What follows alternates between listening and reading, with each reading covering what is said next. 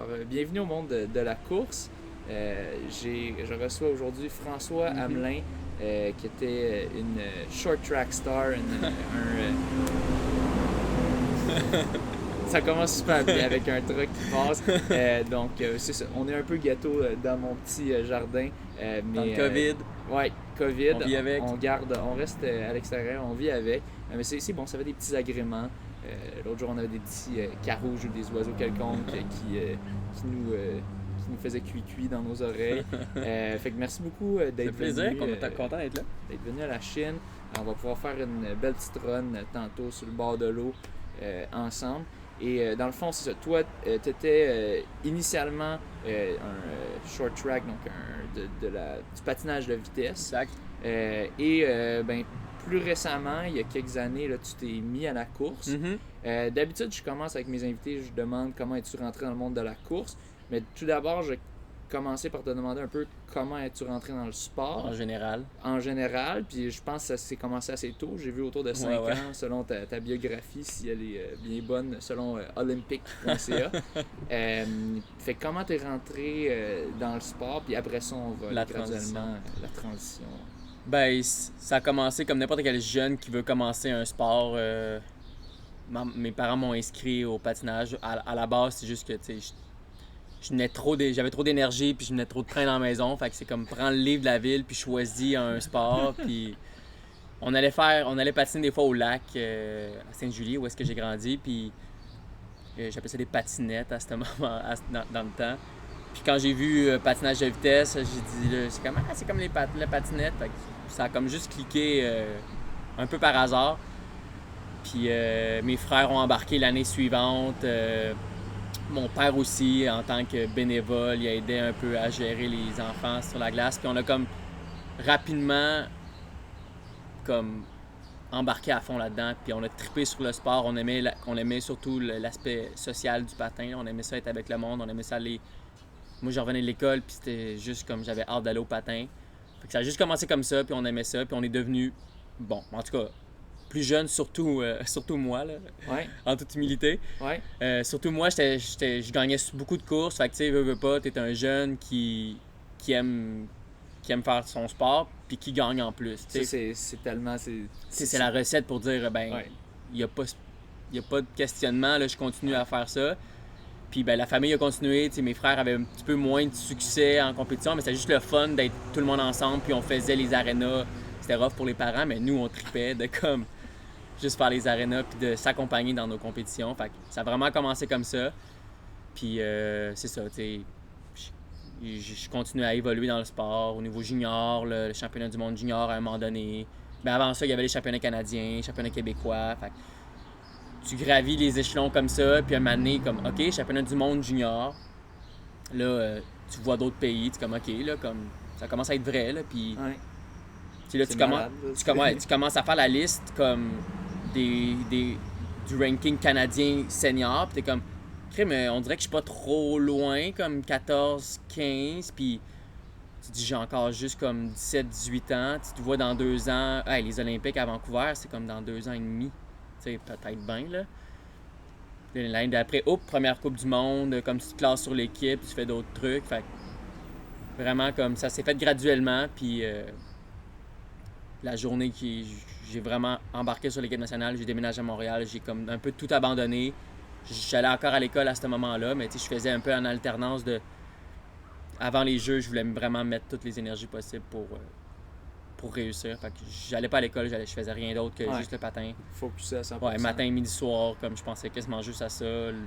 C'était combien d'heures d'entraînement par journée ou par semaine? Ben, sur la glace, tu sais, je trouve que ça ressemble un peu à la course à pied parce que tu peux pas courir pendant 5 heures, là, tu sais. Tu vas te péter. Tu peux te faire 2 entraînements par jour, mais tu sais, il y a une limite. Il y a une limite, tu sais. Fait que sur la glace, c'était 2 entraînements par jour de 1 heure, 1 heure et demie environ. Mais à ça, il y avait le réchauffement, le warm-down, il y a l'étirement, tu sais. C'est un sport qui est assez complet. Il y avait l'entraînement en salle aussi. Fait que, tu sais, on passait entre 25 et 30 heures à l'entraînement. Tu sais, je partais de chez nous. Tu sais, c'était un 3 heures, un bloc de 3 heures le matin où est-ce que j'allais là, réchauffement, Après ça, il y avait des mouvements de patin qu'on pratiquait à l'extérieur. On embarquait sur la glace, on sortait des meetings de stratégie, de relais. C'était une job, là. C'était une vraie job. C'est beaucoup plus technique que la course, le patin.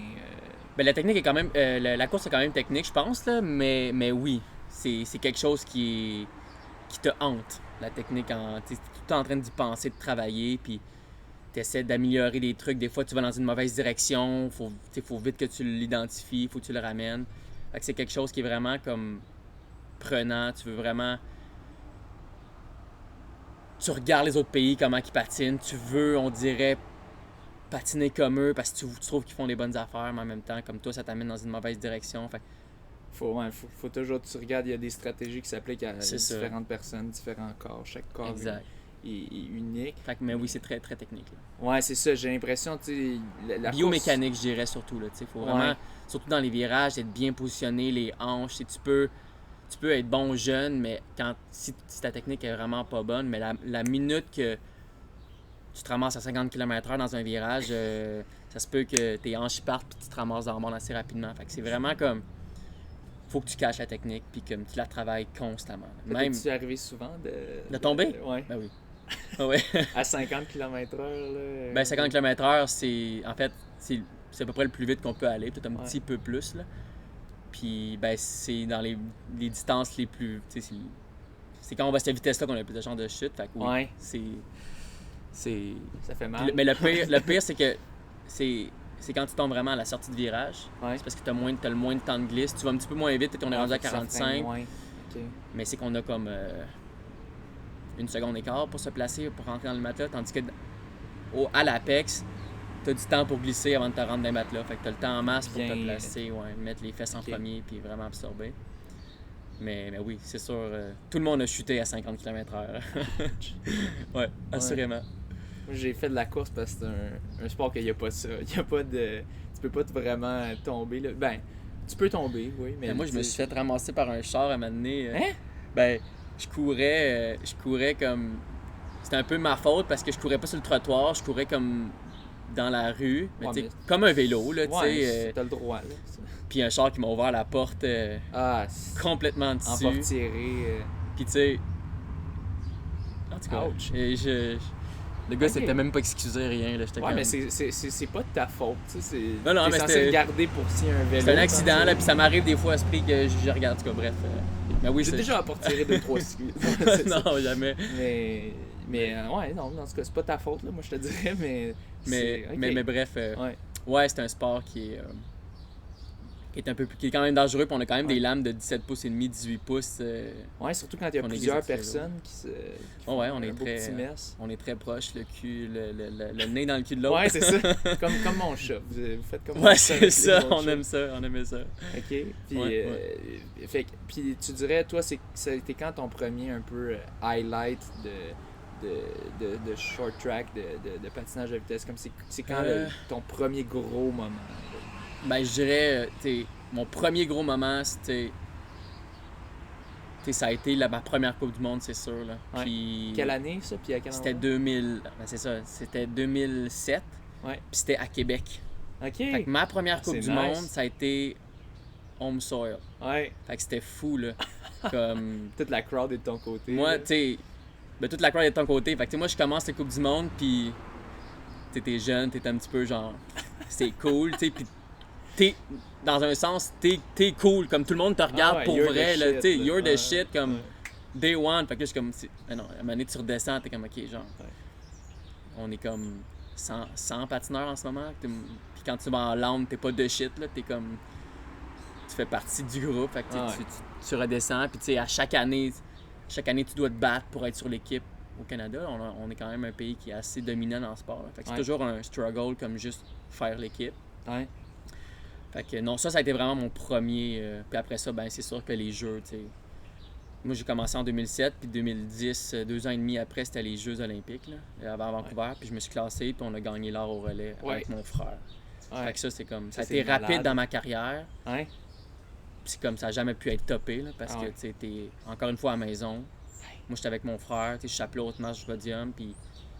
c'est fou, là. Ma famille est là, puis j'ai vraiment vécu on a vraiment vécu comme si on était des rockstars pendant comme... On a eu littéralement un rappel. Ouais. On a eu on avait pas la médaille. Oh oui, on avait la médaille sur le cou. On a eu la médaille, on est sorti, puis la foule elle restait, puis elle criait. Là.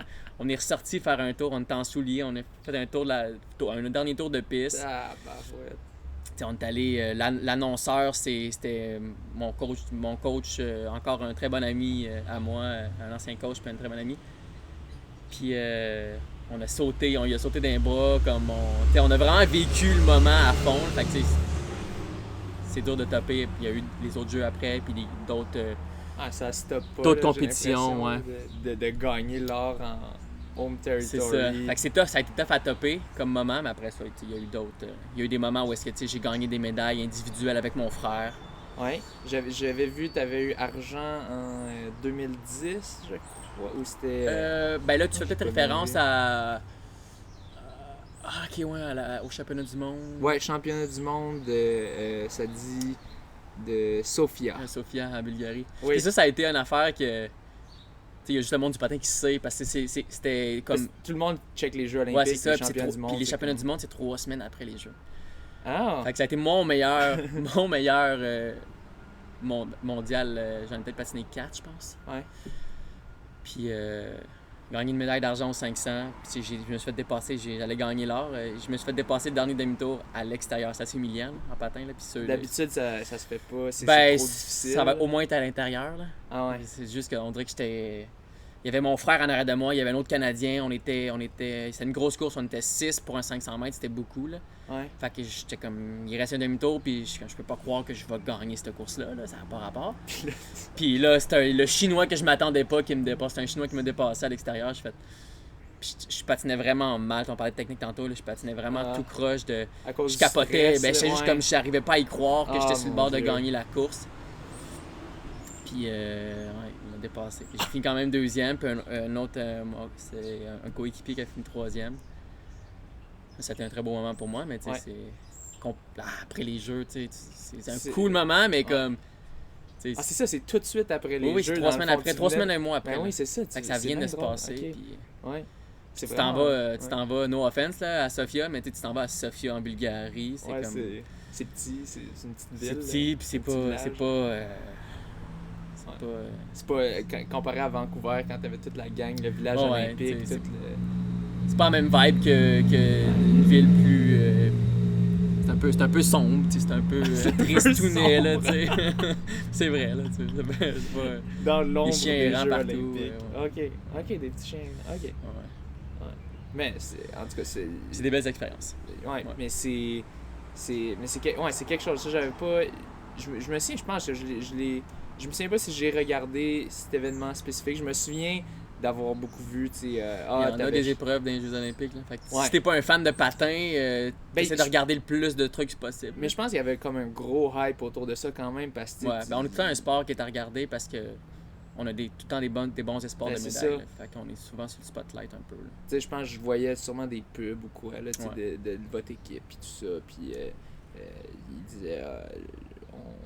On va viser l'or puis tout ça, puis là les commentateurs disaient ils ont des bonnes chances, fait que là on regarde ça, tu sais, puis je me souviens pas exactement si c'est ça là que j'ai vu, mais je me souviens que j'ai déjà vu des patineurs de vitesse gagner, canadiens. Puis il y en a eu beaucoup là, qui ont gagné.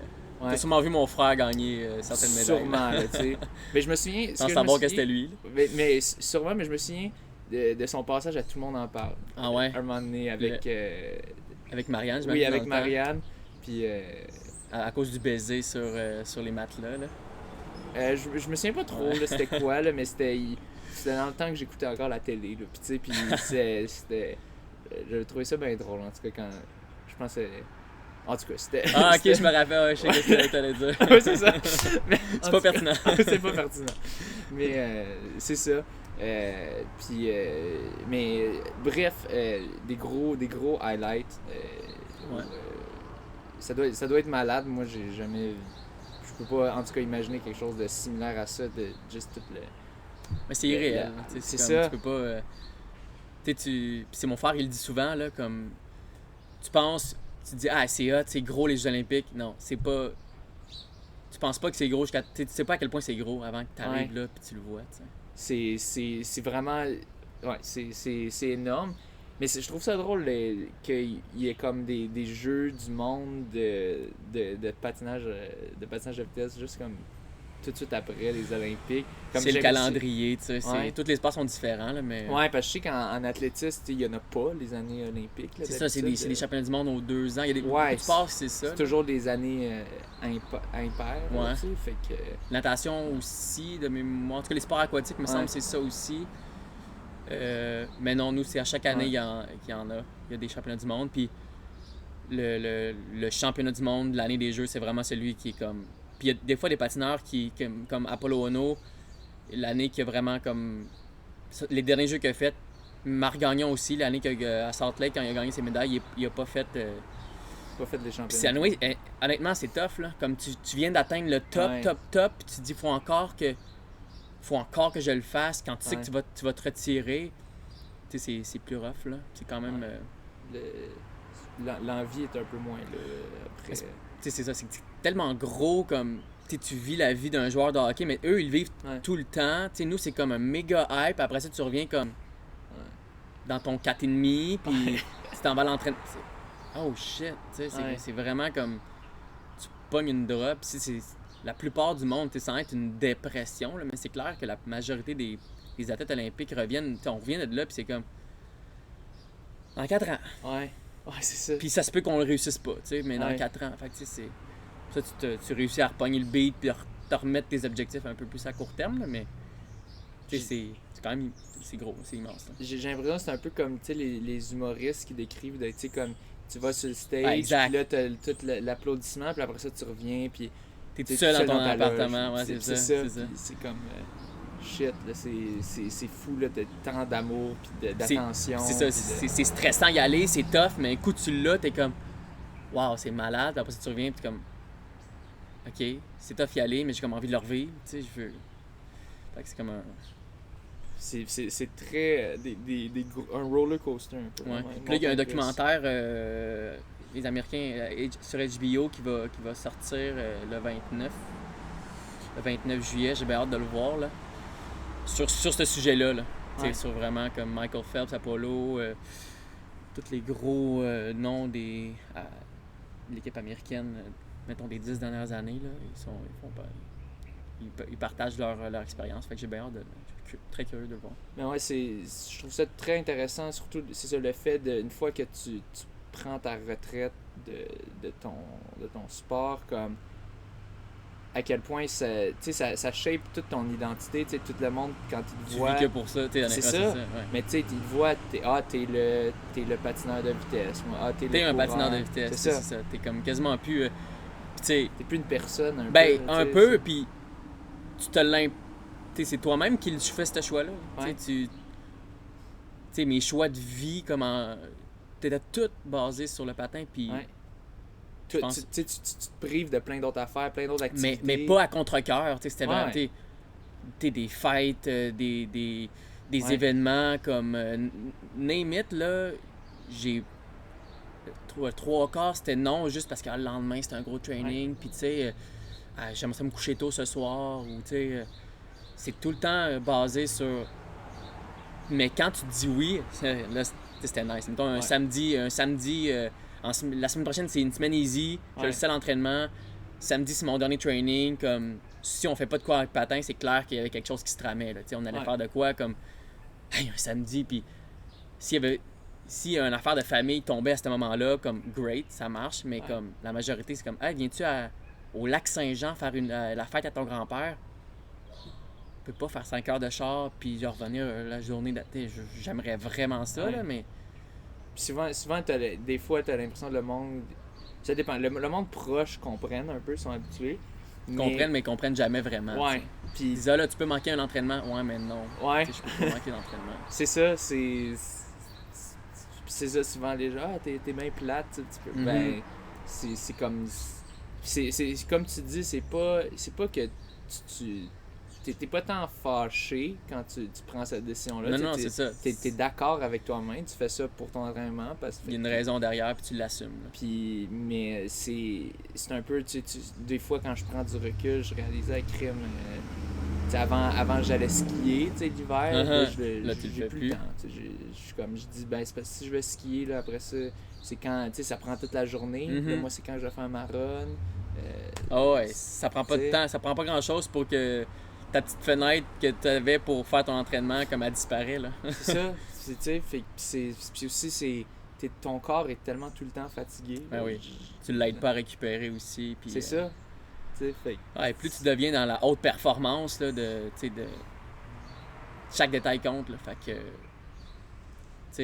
j'écoutais justement un podcast avec Sam Breton, puis il a reçu Roselyne Filion, puis elle a dit quelque chose que je trouvais vraiment intéressant. C'était la récupération est vue comme un entraînement quasiment. Faut que tu l'optimises. Faut que tu l'optimises pour bien répondre à l'autre entraînement. Fait que tout est planifié là, en conséquence de. Le coach pense que pendant ce temps-là, toi, tu es assis sur ton divan puis tu te reposes. Ou tu te couches à 9h puis tu te lèves à. Tu as ton 10 heures de sommeil. Mais souvent, c'est ce que les gens optimisent pas. Les gens, ils pensent juste au côté entraînement. Parce que tu veux vivre aussi. Là, puis il y en a que c'est plus dur. Puis on a perdu un patineur. Samuel Girard, il a pris sa retraite il y a pas longtemps. Là. Il avait 21, 22 ans. Quand même jeune. Quand même jeune. Il venait de gagner l'or au jeu en distance individuelle. C'était vraiment le Canadien. Là. Il était encore number one au Canada. Là. Ouais. Puis lui, c'était juste... pour lui, c'était assumé pendant le temps qu'il faisait, mais c'était tough de l'assumer. Lui, il venait du Lac-Saint-Jean, puis d'être loin de sa famille, puis de faire ces sacrifices-là. Pour lui, c'était des vrais gros sacrifices. Là. D'aller à Montréal, c'était le dénaturé. Puis c'était comme trop. Là, puis il l'assumait vraiment pendant qu'il le faisait, mais... Avec un objectif à court terme. C'est ça. Puis... comme dès qu'au plus profond de lui, comme ça le faisait trop, c'était trop tough pour lui là, comme c'était clair qu'elle allait décrocher. Puis c'est ce qui est arrivé. Il a gagné ses affaires, puis là on revient des jeux, l'espèce de down comme 4 ans, c'est trop loin. Puis honnêtement, I made it. C'est ça. Il a gagné l'or individuel, puis ils ont gagné. J'étais à chez eux là, mais j'ai pas participé au relais là. Mais ils ont fini 3e au relais. Fait que 2 médailles, champion olympique. Il n'y a pas besoin. Plus rien à prouver, tu peux plus t'en topper ça. Je cherchais pas non plus le fame ou rien de tout ça. C'était vraiment juste de patiner parce qu'il aimait ça, puis se surpasser. Puis c'était de rendre son entourage fier. Puis tu sais, I did it comme. Je peux peut-être le refaire dans 4 ans, mais je peux commencer ma vie, puis comme. Tu sais, vivre la vie pour vrai. Là, puis c'est souvent pour ça que les athlètes arrêtent. Qu'on perd des talents, c'est parce qu'ils veulent. T'sais, moi, ça n'a jamais été tough. Je me suis toujours vu comme un athlète qui était 100% dédié, puis j'étais heureux là-dedans. T'sais, mon frère était là-dedans aussi, c'était comme... Si t'as ton fun là-dedans, ton entourage là-dedans... Go, t'apprends plein de belles affaires. C'est sûr qu'il y a des challenges, là, mais tu sais... Comme quand tu prends ta retraite, comme... Qu'est-ce que tu fais? Mais tu sais, je le referais, là. C'est sûr que je le referais, là, 100%. Puis, mon Dieu, j'ai oublié l'idée que je voulais. Mais c'est ça, je pense que c'est très difficile. Juste, je disais, bon, c'est un autre 4 ans. Puis, oui, c'est ça, je viens de me souvenir de point que je voulais avancer. J'ai l'impression que les gens pensent que si tu vas aux Olympiques, t'es riche, t'as des commanditaires. Puis t'es riche. T'es riche, puis comme la vie, tu sais, t'es un athlète, la vie suit son cours, tu sais. Mais tu sais. Honnêtement, chaque jour, tu sais, moi j'embarquais sur la glace, j'avais toujours un stress de comme, je veux bien faire l'entraînement, tu sais. Il y a toujours eu un stress de bien performer non-stop. Faut toujours que tu te prouves, soit l'entraîneur, que tu vas bien, que tu sais, faut pas te tourner les coins ronds si tu veux performer, puis si tu tournes les coins ronds puis ça performe pas, ben comme t'as une personne à blâmer puis c'est toi. Fait tu sais, j'ai été une bonne partie de ma vie à toujours être un petit peu stressé. Dans le plaisir, mais toujours, il y a une petite source de stress. Là. Ben, c'est clair, là. Fait que tu sais, comme... Quand ta job est reliée à ta performance... Non, c'est ça. Puis c'est des performances puis ça aligne quasiment tous les jours, là, En tout cas, du moins, à chaque année, for sure, là, faut que tu te qualifies à chaque année. Fait que c'est sûr que... Fait que qu'est-ce qui se passe avec toi l'année d'après ou dans les 2-3 prochaines années dépend de ce que tu fais à chaque année, là. Fait que... C'est ça, c'est pas un rythme de vie smooth, là, tu sais. Puis là, moi, il y a des stress encore dans ma vie, mais c'est tellement plus relax au quotidien. Là. Même avec, là, j'ai des enfants, j'ai un autre rythme de vie complètement, mais c'est comme ce stress-là de comme qui ronge un peu, là, qui rend la vie plus tough. Il est parti. Là. Je prenais des pilules pour dormir à tous les jours là, chez nous, là, quand je patinais. Là, là j'en prends plus du tout. Là. Ça... Le stress de bien dormir aussi, c'est une autre affaire de comme faut que je dorme. Ouais, pas juste genre. Faut que je récupère bien. Ouais, c'est ça. Pourquoi je dors pas? Faut que je dorme. Puis là, je me couche puis je dors. Puis, mais est-ce que c'était. Tu vivais quand même correctement, tu sais, t'étais cardé national. Ouais. Fait que non, j'avais pas besoin de travailler, c'est sûr. C'est ça, tu vivais, tu pouvais quand même vivre bien. Est-ce que c'est la majorité des. C'est quoi, c'est-tu le top 10 de nos short track de nos patients de vitesse au Canada qui vivent? Ouais. 10 à 12 peut-être, là, ça change à chaque année, là, ça dépend vraiment des résultats. Là, ouais, medals mean money. Complètement. Ouais, hein? Là, pour les fédérations, c'est vraiment ça. Ouais. Fait que il y a des fédérations qui ne performent pas, qui ont un carding, puis il y en a qui en ont, comme le patin qui performe gros aux Jeux olympiques, ben que là, il y a 8 personnes sur l'équipe nationale, puis je pense qu'il y en a 4, entre 4 et 6 sur l'équipe de développement. Fait que ces personnes-là sont cardées. OK. Fait que non, j'ai été cardé pas mal, toute ma carrière. J'ai été de 2007 à 2018 sur l'équipe nationale. Fait que j'ai eu un carding pendant ce temps-là. Fait que non, j'étais capable de vivre sans travailler. Là. J'étais vraiment juste comme patiner. Ouais, il faut là, quand tu t'entraînes 24 à 30 heures par semaine. Mais tu deviens pas riche. Là. Ouais, c'est ça. Tu deviens pas riche. Carding, je pense c'est 40, 50 000 autour de ça. Ça a dû varier autour des années.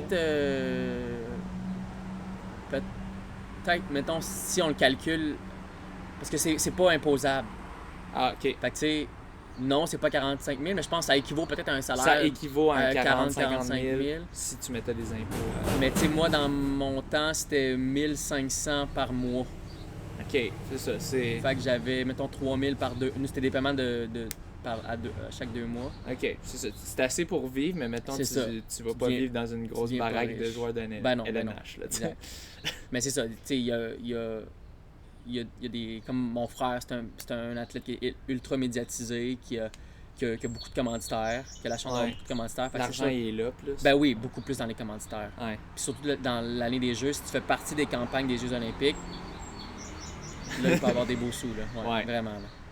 OK. Mais j'ai eu la chance d'avoir quelques bons commanditaires qui m'ont permis de m'assurer comme un petit coussin, là. Ouais. Fait que ce qui permet d'avoir une transition plus smooth, pas de comme... Tu sais, là, j'avais des plans après, mais si t'as rien, puis il faut que tu retournes à l'école, ben j'aurais pu le faire quand même, puis pas me soucier de... Mais ça devrait pas trop couvrir. Je pense qu'on a quand même... saisi de... J'avais comme un petit turnover de comme peut-être 2 ans, de comme... Si je me mets vraiment à l'école, à temps plein, puis je vais me chercher un bac ou des papiers quelconques, ben comme... J'avais la liberté de le faire sans comme... stresser trop avec l'argent, mais avoir un petit job on the side. Ouais. Parce que c'est ça, toi t'avais comme un peu laissé les études de côté pour vraiment focusser sur ton sport. Puis là, c'est ça, comment ça s'est passé un peu de un, comment ça a été quand t'as arrêté, comme c'est quoi un peu le processus? Ben ça va, tu sais, ça va transitionner vers le monde de la course en même temps, là, tu sais. Ben, directement, là, dès que t'as arrêté de faire, il faut un autre sport ou... Ben, oui puis non, tu sais, moi, je savais que j'allais arrêter comme l'année des Jeux, tu sais, les essais olympiques, c'est au mois d'août. Fait que ça passe ou ça casse. Ouais. Je me qualifie pour les Jeux qui sont en février 2018, et qu'on était au mois d'août 2017. Fait que je m'en vais jusqu'aux Jeux en 2000, puis après ça, il y a les championnats du monde qui étaient à Montréal. OK. 3 semaines après, fait que soit que ça passe puis que je fais toute la saison, ou j'arrête aux essais olympiques au mois d'août. Fait que c'était vraiment comme un all-in, la shot. J'y vais. Fait que veux pas, mon thinking de qu'est-ce que je fais après était commencé. T'avais quel âge à ce moment-là? J'avais, là j'ai 33, j'avais 31. OK. Puis ça, c'est pas mal le pic.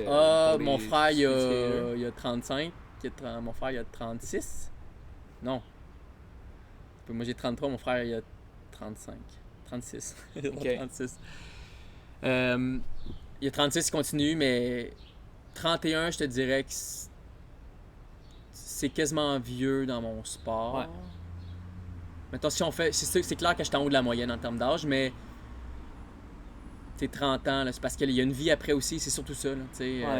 Moi, j'avais. À un moment donné, quand tu as eu ton pic, à un moment donné, tu pourrais continuer un peu plus puis avoir quelques. Mais j'aurais continué si je sentais que j'en avais encore à donner, puis j'étais pas. Mais là, je sentais vraiment que je m'améliorais plus. Que j'étais vraiment sur mes derniers 1000. Là, puis que les jeunes poussaient tellement fort que j'étais plus utile à l'équipe. J'étais juste comme. Si j'avais continué, je prenais un carding. Moi, j'avais mon carding pour l'année d'après. Ah ouais? Ouais. C'est comme tu te qualifies toujours pour l'année suivante. Fait que là, moi, je fais l'équipe olympique pour 2018. Ben, je commence l'année prochaine avec un carding. Est-ce que je me qualifie ou pas pour l'année suivante? Ça, c'est l'avenir qui me l'aurait dit, mais j'avais un carding assuré pour l'année suivante. Oh wow. Fait que moi, je le prends ou je le prends pas. Je trouvais que ça aurait été niaiseux de le prendre. J'aurais patiné pour patiner, tu sais. Ouais. Puis ça l'aurait pas aidé mon sport, ça l'aurait rien. J'aurais pu le faire puis garder puis commencer mes plans, mais je trouvais que c'était pas honnête envers moi puis mon sport non plus. Là. Fait que je trouvais vraiment que c'était la fin. Là. Comme les jeunes étaient ready pour prendre ma place, tu sais. Puis j'avais l'impression que j'avais tout donné, tout fait, puis essayé de léguer un peu ce que j'avais à léguer. Puis toi, c'était-tu des distances d'endurance plus ou de sprint un peu plus?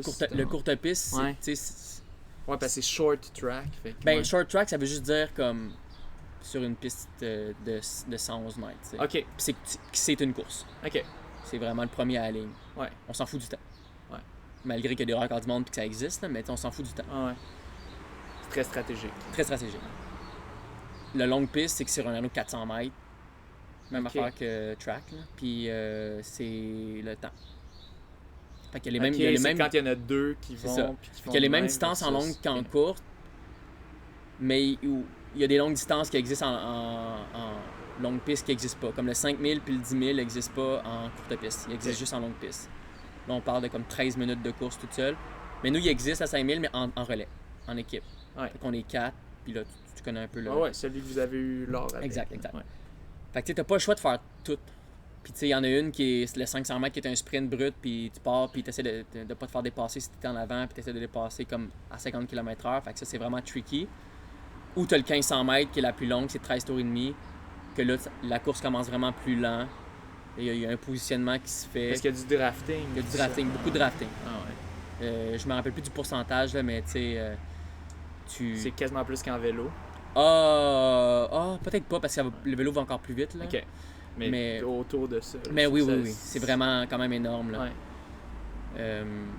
Fait qu'il y a vraiment une grosse stratégie là-dedans. Le 1500 mètres, le 1000 mètres, c'est vraiment... Mais tu sais, ça top 2 minutes et quart, 2 minutes et 20, le 1500 mètres. Fait que c'est ça, c'est quand même très rapide. C'est très, si on très regarde court, des là. courses de 5 C'est km, 10 km sur route. Là. Puis tu sais, mettons, un 5000 mètres en longue piste, c'est 6 minutes à peu près. Si je me trompe pas, là, je suis pas un pro du... Puis les 10 000, c'est dans les 13 minutes, 12 minutes. Fait que ça reste dans le cours pour la course. T'sais. Oui. Ah ouais, c'est... Ouais. Mais bref, transition, j'avais commencé mes plans d'après, puis j'ai démarré mon entreprise, une agence en marketing sportif avec un ami, comme lui était déjà... c'était un ancien patineur, ça faisait 8 ans qu'il était plus dans le sport, qui avait travaillé en marketing, puis je savais qu'il était en requestionnement, puis en repositionnement, puis j'étais comme, tu sais, moi je sors, puis tu sais, je baigne dans le monde du sport, on se passe de quoi comme marketing sportif. Fait on a décidé de se lancer. Fait que pendant cette année-là, moi, je planifiais ça. Puis j'ai eu un enfant, j'ai eu Roméo en juillet 2017. Fait que c'est comme avant ma dernière année comme de patin. Puis quand j'ai pris ma retraite, je savais que je voulais rester...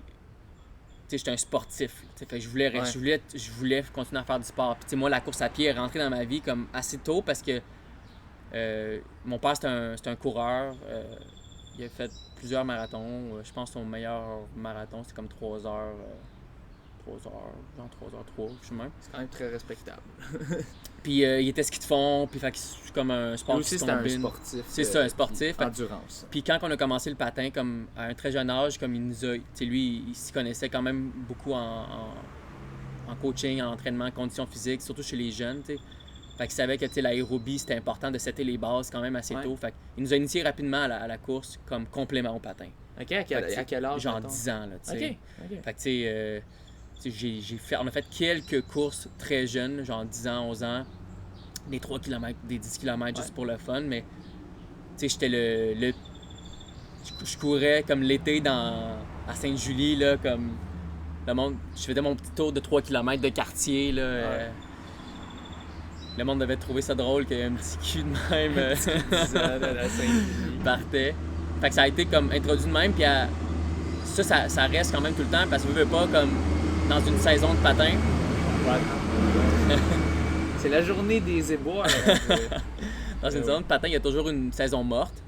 Puis cette saison-là, elle sert à refaire les bases, à rebâtir un peu. Puis l'aérobie en fait partie. Puis tu as souvent le choix de le faire vélo, course, rollerblade. Puis ça a toujours été la course à pied. Ça n'a jamais comme été d'autre chose que ça. J'avais mon vélo qu'on allait, on sortait en gang, mais j'avais toujours comme je fais toujours mon 10 km en 40 minutes. C'est comme, fallait que je fasse mon 10 km en 40 minutes. C'était comme mon check de comme, OK, j'ai ma forme. J'ai ma forme, tu sais. Ouais. Ah, c'est drôle que tu mentionnes ça. J'ai une petite parenthèse. J'ai un ami aussi qui est bien là-dedans, dans le patinage de vitesse. Je sais pas si tu connais Bruno PC. Bon, en tout cas, peu importe. Peut-être qu'il est coach là, en ce moment. Ouais, c'est ça. Que lui m'avait fait coacher ses petits kids en course là, juste pour leur donner la base pour pas qu'ils se blessent. Fait que je le savais pas jusqu'à temps que tu me le rappelles, puis là j'ai fait oui, c'est vrai, j'ai déjà coaché une petite gang de jeunes. De patineurs qui faisaient la course pour être en forme. C'est ça. Fait que c'est. Mais j'étais comme moi et mon frère, on était comme des seuls. Puis là, mon frère est rendu qui fait plus du vélo, mais on était vraiment les seuls qui faisaient comme vraiment la course. Les autres faisaient du vélo. OK. Fait que ça a comme été ça, puis ça a été naturel pour moi que quand j'ai décidé d'arrêter le patin, puis j'allais courir pour le fun. Mais vraiment comme, je me lève un matin, tu sais, courir 3 fois par semaine, mettons, puis partir faire un 15. Là, je connaissais rien à course, tu sais, partir un 15 puis un 20 km. Mais Jogger du dimanche. Jogger du dimanche, vraiment, tu sais. Puis comme, ça a duré honnêtement 2 ou 3 semaines, là, puis là, j'étais beaucoup trop intense. Tu sais, je revenais jamais d'une course comme... Bon, OK, qu'est-ce que je fais aujourd'hui? C'était tout le temps comme j'étais défoncé. Là, tu y allais, tu faisais tes 15 km. C'est ça, je partais comme à genre 4h30 du kilomètre, mais je finissais par être à 4 minutes du kilo. Puis là, mais je suis en forme aujourd'hui. Puis là, 3,55, 3,50 du kilo. Puis à un moment donné, comme, je sais qu'il me reste 5 kilos, puis je suis plus capable. Tu sais, fait que c'était de l'incompétition. C'était vraiment. Puis là, je suis comme, OK, il me faut une structure. Tu sais, c'est le même que je fais. Puis je vais jamais savoir. Puis.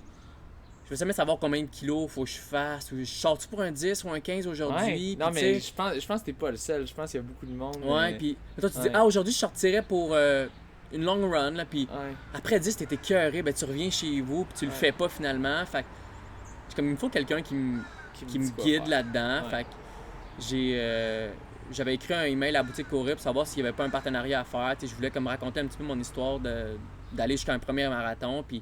Mais ce que je cherchais surtout, c'est d'être encadré au niveau de la course.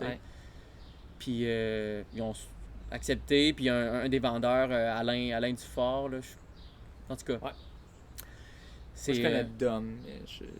Mais c'est un coach.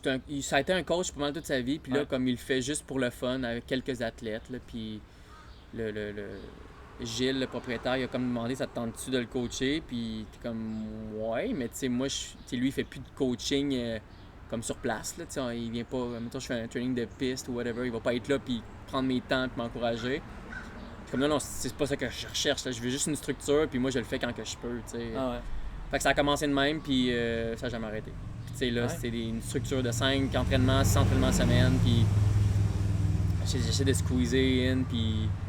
Moi, au début, je voulais vraiment comme courir, puis faire du millage, mais comme j'ai rapidement compris que c'était pas de même, ça marche. T'as-tu des blessures? Ou... J'ai eu 0 blessure. Non? Honnêtement, là, comme... Puis c'est à cause de ça, là. C'est parce que c'est lui qui m'a... Il m'a dit, tu vas te calmer les nerfs, puis j'ai pas fait de marathon l'année 1. Ouais, j'ai fait souvent Ben oui, mais moi, c'est ça que je voulais faire. Ben moi aussi. J'avais hâte de faire comme... Tout le monde. Tu sais, moi, je suivais le monde sur Strava, puis tu sais, je suis comme... Il a fait 25 km en training, comme c'est fou, là. Ah ouais. Mais non, au début, je courais des 6.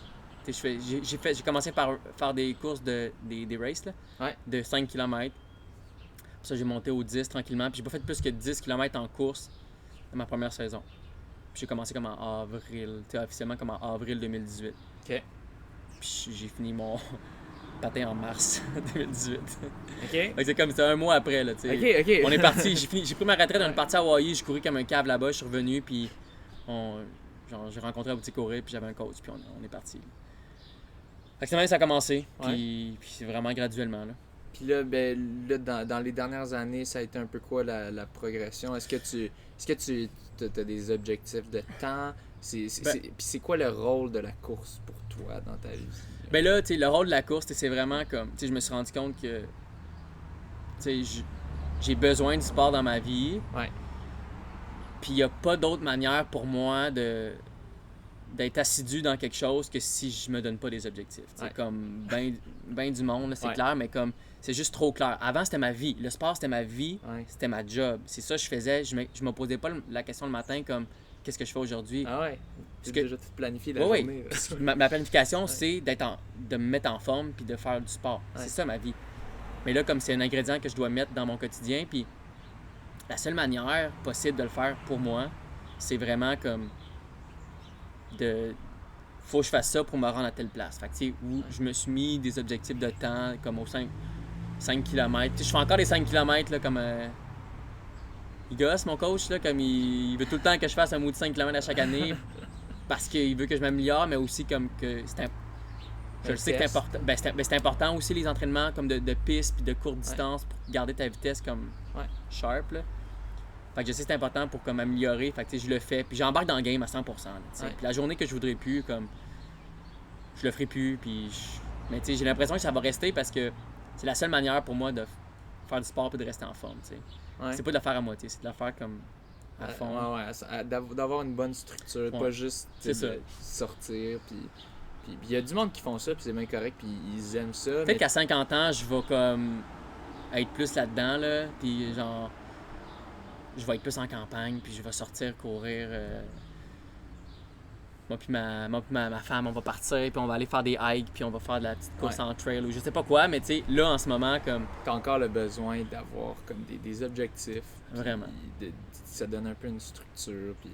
C'est ça. Le besoin de se surpasser un peu, que t'as eu toute ta vie. Exact. Puis comme tu l'as encore... C'est le fun, tu sais, c'est le fun de comme... Tu sais... J'ai réussi l'objectif, je me mets des objectifs de temps, les 5, 10. Puis là, l'année passée, j'ai fait mon premier marathon à Toronto. Je pense que t'étais là aussi l'année passée, à Toronto. Le dernier qui a eu lieu. Le dernier, ouais. Puis c'est la seule... T'as fait le marathon? Le marathon. Ouais, puis c'est mon premier. C'est bien passé? Semi. Un premier marathon, c'est toujours... J'ai busté là, complètement. Là. À 30, autour de 30? Ah ouais, 30-32. Là. Classique. C'est toujours ça, 30-32, dans les 10 derniers. Mais tu sais, tu sais, mon objectif, c'est de le faire en comme 2,48. OK, c'est quand même ambitieux. Là. Mais tu sais, ça faisait quand même 1 an et quasiment 2 ans que je m'entraînais comme dans ma tête pour ça. Là. Fait que tu sais, j'étais en forme, j'étais bien préparé, puis... J'avais fait un 30 kg à Boucherville en préparation. Puis tu sais, j'étais allé comme pace marathon. Ouais. Je suis vraiment allé à 4 minutes, puis j'ai été sharp. Là, comme les 25 premiers kilos, j'étais vraiment comme 4 minutes, puis j'étais vraiment confortable. Même que les 5 derniers, je les ai montés comme à 3... 5 derniers, j'étais comme à plus 3,45, 3,50. Okay. Comme j'ai kické un peu à la fin. Ouais. C'est ça la stratégie. Puis si j'étais capable de faire ça, c'était comme pour nous l'indication que j'étais... On pouvait essayer de viser ça à Toronto. Mais marathon, c'est ça, 30 kilos. Mais j'ai rentré mon premier demi en 1,22, quelque chose. OK. Ouais, t'étais sur les bases pour ça, mais un peu rapide même. Mais c'était trop rapide, là, j'étais comme à 2,50, peut-être 5 de moyenne. 3,55? 3,55. Ouais. Kipchoge. Ouais, c'est ça. Puis à 3,55, j'étais trop vite. J'aurais dû le rentrer en 1,24. Ouais. Mais c'est pas un demi que tu fais, c'est un marathon. Là. Fait que quand j'ai eu le sentiment que j'étais en train de manquer de gaz, j'ai capoté. Là. J'ai fait, qu'est-ce que je vais faire? Tu coupes. Là, mais j'avais jamais vécu ça. Là. J'ai jamais vécu ça, cette sensation-là. Là. J'ai toujours fait mes courses en contrôle. Ah ouais, il n'y a pas de ça en short track. Non, puis dans mes demi, je les ai quand même bien gérés. Je les ai bien, j'avais bien fait. Mon 30 kilos, c'était bien passé. J'avais fini, j'avais accéléré. Fait que, tu sais, comme j'avais jamais été en manque d'énergie. Puis même en training, comme j'ai toujours fait comme dans une zone de confortable. C'était tough, mais tu sais, j'ai jamais été là. Là, c'était vraiment une zone inconnue. Puis j'étais, OK, c'est ça, bunker, là. Puis j'étais vraiment comme... Je marchais, je courais 500 mètres. Je marchais, je courais 500 mètres. Dès que tu commences à marcher, là, c'est fini. On était deux qui faisaient la même affaire. Fait que ouais, non, ça... Mais j'ai fait 2h54 quand même. Quand même, surtout avec de la marche là-dedans, c'est quand même très louable. Surtout pour un premier marathon, je pense qu'il y a beaucoup de monde qui sont quand même très envieux, mais c'est ça, t'as une base d'athlète. C'est ça, parce que beaucoup de monde... Je suis pas parti de... Je faisais rien, puis là, comme, je me suis entraîné, puis... Fait que, tu sais, j'ai commencé, puis rapidement, tu sais, après, genre... Je sais pas combien de temps d'entraînement, là, genre... Ma première course, c'était le 5 km de Longueuil. Fait que c'est quand même tôt dans la saison, là, le marathon de Longueuil. Ouais, marathon de Longueuil, je pense que c'est autour de... C'est lui que Samuel Trudel gagnait à chaque année, là. J'avais fait comme 17,30. Fait que c'est quand même comme 3,30 du kilo, tu sais, ça faisait comme quelques semaines que je m'entraînais comme sérieusement, là. OK. Fait que j'avais une base. Ouais. C'était pas dans l'entraînement de course qui m'a donné ça, c'est juste que j'étais en forme. Puis je l'ai juste comme bon cardio continué, c'est ça. De toute ta carrière. J'ai toujours eu un bon VO2 max. J'avais toujours le meilleur VO2 max de la gang du courte piste. T'es à combien? Mes top, c'est 72 de VO2 max. C'est très fort. Mais on le faisait, les tests sont différents, je trouve, là, vélo puis course, là, mais... Toi, c'était en vélo? On le fait toujours au vélo. Ouais. Fait que je pense que le chiffre, tu peux le comparer jusqu'à une certaine mesure. Là. C'est parce que tu n'utilises pas exactement les mêmes muscles. Fait que c'est ça. Tu peux avoir des muscles de vélo qui sont un peu plus... Exact. Mais en tout cas, toi, tu n'étais pas avantagé parce que toi, tu es un patineur et non un cycliste. Ouais, j'ai perdu du poids. Tu sais, veux pas. J'étais plus comme 150, 155 quand... Puis parce que j'avais des jambes, là. Même j'y regarde encore là. J'ai trop petites mes jambes, là, comparé à ce que c'était. Ouais, c'est ça. Avant, ça devait être comme... Ouais, c'était... On a rien. Le haut de corps n'a pas vraiment changé parce que tu en fais minimal. Tu veux être léger. Tu veux être léger, mais il y a quand même le relais que tu veux garder une petite tension là. Fait que il y avait une petite partie en gym que c'était toujours comme core puis comme bras, là, vraiment juste pour dire. Ouais, pour les garder actifs. Mais tu sais là, c'est ça. Mais là les jambes comme c'était vraiment ça. Puis là ça me nuisait un peu au début là parce que là j'avais comme un petit overweight des jambes. Mais là comme je l'ai perdu, mais je vais toujours le garder, là, comme mon ischio, il va rester gros, je pense. Je regarderai ça tantôt. Quand on va courir, tu me matteras les cuisses. Ouais, je te matterai les cuisses. Je fais comme un short track skater derrière dans ton cul. C'est ça. Ouais. Fait que non, c'est ça, tu sais, c'est comme si pour un coureur, c'est comme si j'avais triché un peu parce que je partais pas de zéro en forme de course, tu sais, j'avais une bonne forme physique, fait que tu sais, c'était... Mais je pense que le VO2 max... Le VO2 max fait une bonne différence quand même, surtout sur le marathon. Fait que c'est ça, j'étais capable de comme pousser la machine, tu sais, puis d'avoir aussi, j'ai l'impression que c'est ça, le background de vraiment, tu sais, ça doit être très lactique aussi, le short track. Là. Les jambes que genre, plus capable de te tenir debout, ça je m'ennuie pas, là. J'ai pas retouché au gym depuis que j'ai pris ma retraite. J'ai été dans un gym pour faire du tapis, là, parce que ça marche, j'avais pas courir dehors ou X raison, mais j'ai jamais retouché à des poids... rien là. Ça te manque pas. Non. Moi aussi, je suis pas capable de le gym. Mais... Non. J'ai essayé abdos d'être assidu là-dessus un bout au début parce que je sentais vraiment que j'ai perdais. Là. J'étais quand même taille des abdos, mais là, je cours, man. Je fais juste courir. J'ai réussi à trouver du temps pour courir, puis c'est tout là, dans ma journée. Là. Fait que je suis pas assez motivé pour faire le reste. Là. Ouais. Parce que j'écoute d'autres podcasts, puis je lis des livres qui c'est comme... C'est important le renforcement musculaire, puis le corps, puis tout ça. Puis comme, je le cache, puis tu sais, c'est sûr que c'est un pourcentage que ça peut aider, mais comme... La priorité, c'est la course. Ouais, c'est ça qui va aller donner ton 90 à 95% de ta... Je pense que c'est surtout de la prévention de blessures. En ce moment, avec le confinement... Ouais, c'est quoi ta blessure? Ouais, c'est ça. J'ai comme de quoi au-dessus de la fesse. Je sais pas trop c'est quoi. Mais je pense que c'est à cause de... Je suis tout le temps assis dans mon fauteuil genre, avec mon laptop comme un espèce de gros dégueulasse. Là, sais, je suis... Tu bouges pour courir, puis après ça, t'es sédentaire là, au max. Non, mais à 100%, là, tu sais, fait que là, j'essaie plus de m'asseoir maintenant sur une chaise, à une table, là, pour aller sur mon ordi, mais tu sais, c'est... Non, mais c'est ça, tu sais, c'est comme je fais de la course, puis that's it. Tu sais, c'est pas très... c'est actif, je prends pas de poids ou quoi, parce que j'ai la course, puis un métabolisme, on se jasait de métabolisme. On a beau rien faire, nous on a comme tout un corps qui est comme habitué de... Il brûle plus de calories à la base que quelqu'un qui est sédentaire au max. Tu sais, à rien faire, là, nos corps, on comprend même pas, là, je mange comme un porc, pis c'est... Mais c'est ça, j'ai l'impression, j'ai un ami aussi qui a eu ça, qui est allé voir son physio, puis il a dit, ouais, tu t'assois n'importe comment depuis que t'es confiné. Fait que, tu sais, un avertissement à tous ceux qui écoutent, là, dans le confinement, faites attention à votre posture. C'est peut-être ça l'affaire, c'est sûrement comme. C'est une hypothèse, là, mais moi j'ai comme un petit. Moi c'est à la hanche en ce moment que j'ai comme. J'ai comme une petite douleur, mais tu sais, je considère pas ça comme une blessure, là, tu sais. Ouais, mais j'ai l'impression que. Tu sais, seulement. Là, moi, j'ai recommencé à travailler un peu plus, justement, puis je suis plus souvent assis, puis quand je vais courir, c'est comme si je commence à sec, là, tu sais, puis... Ouais, il faut un peu plus de réchauffement. Non, c'est ça, fait que je me demande si c'est ça, là, mais j'en ferai pas plus de réchauffement. Ouais, non, c'est ça. Tu sais, au pire, tu marches 2 secondes avant, là. Ouais, non, c'est ça. 1 ou 2 minutes, puis là, sauf les intervalles ou des trucs qui c'est vraiment comme plus intense, mais ça prend un warm-up de 15-20 minutes au moins. J'ai envie de me claquer les ischios puis d'être sur le KO pendant un bout, là. Mais ouais, mais tu sais, ça revient un peu à ce que tu disais du sommeil puis tout ça, puis tout ce qui est pas l'entraînement, j'ai l'impression que ça affecte beaucoup, tu sais. Ce qu'on pense pas, là, toutes les tu sais, on passe, moi en course, c'est maximum 1h30, 2 heures par jour que je m'entraîne. Puis il y a un autre 20 tu pourrais faire des abdos puis des... Je pourrais. Des fois là, faut que tu fasses faut que tu arranges tes podcasts, faut que tu montes tes trucs. C'est ça. Faut que je joue aux échecs, faut que je joue à Catan. Mais tu sais comment de coureur tu dois comme faire chier comme oui. Non, la course c'est le sport des pas des lâches, mais un peu, tu sais. Non, mais ce que je veux dire c'est qu'il y en a plein que tu sais on peut dire que t'es le meilleur coureur de fond au Québec, là. Si tu fais dire ça.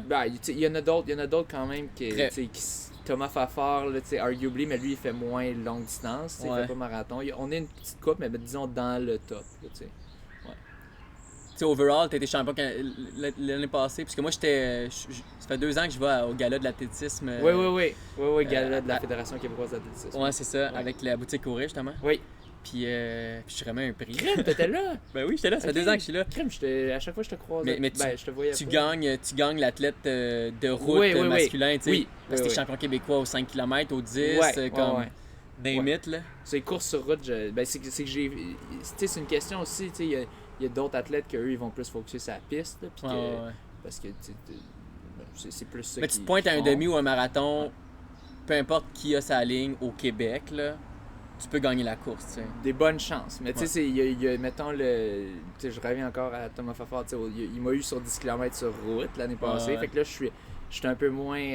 je vais être un peu moins du genre à dire puis, je vais tout gagner, mais... Puis là, en parlant de ce sujet-là, justement, c'est Patrice Labonté qui a fini comme 3 secondes ou genre... Devant moi à Toronto. Dans le fond, le départ de cette course-là, lui... Tout le monde est parti très vite. Ah, toi, t'as fini genre vraiment vite? Oui, mais j'essaie de les rattraper. Moi, je pensais que j'allais avoir mon temps que ça me prenait pour le carding québécois, si on veut, l'élite québécois. Puis là, à la fin, je sprintais. Puis là, lui, il a regardé en arrière, puis il m'a vu. Fait que là, il a fait « Hey, non, je vais pas me laisser avoir dans un sprint de marathon à la fin, puis qu'il reste quasiment rien. » Fait que là, il a répondu. Il a répondu à ton attaque? Ouais, c'est ça.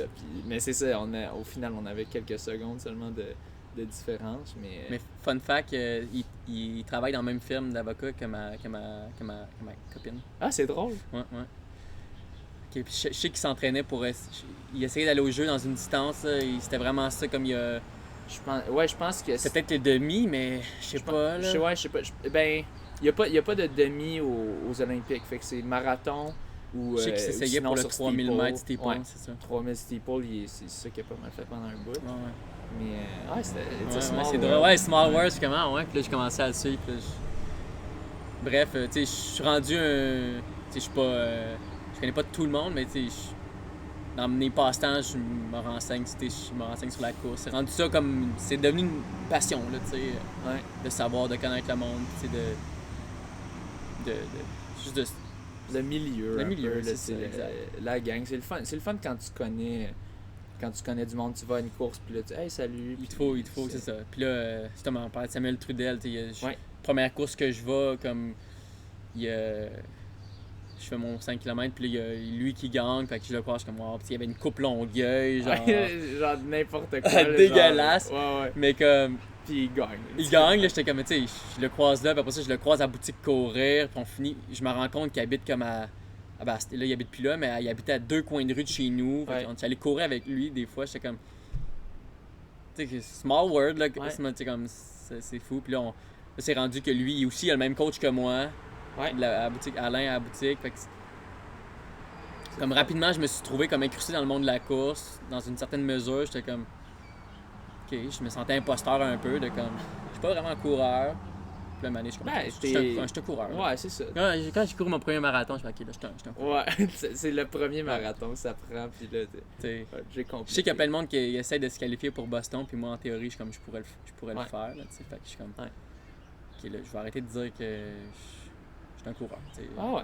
Non, parce que si tu dis que t'es pas un coureur, puis tu fais un 2,56 en marchant... 2,54. 2,54. Enlève-moi pas des minutes. Ouais, mais c'est ça, l'objectif, c'est 2,48, fait que ça, je l'ai pas fait. J'ai pas réussi. Mais quand même Parce que moi tu sais, un marathon, quand tu crashes, là, tu crashes, là. Tu peux perdre plus que... Honnêtement, j'étais comme... Puis là, c'est ça, l'affaire, c'est que... Tu sais, j'avais des bonnes intentions. Tu sais, moi, j'ai 2 enfants, j'ai ma femme qui je suis pas trop... J'ai fait vivre un bout de c'était quoi de vivre avec un athlète. Fait que là, j'ai comme plus vraiment le droit, puis ça me tente plus de faire vivre ça, mais... Tu sais, elle sait que moi, j'ai besoin de ça pour être heureux, tu sais, puis mais faut pas que ça prenne trop de place dans mon quotidien, puis moi avec je serais pas bien avec ça. Mais le marathon, j'étais comme j'ai ri marathon, comme je m'inscris à Toronto, puis tu sais on va y aller comme toute la famille ensemble en char, comme road trip, puis tu sais on va être à Toronto pendant une fin de semaine, on pourra c'est comme le fun là, mais c'était pas le fun. Ah non. C'est une mauvaise idée parce que tu sais mes enfants étaient trop jeunes pour faire la ride de char, ça a été terrible. Vous avez quel âge?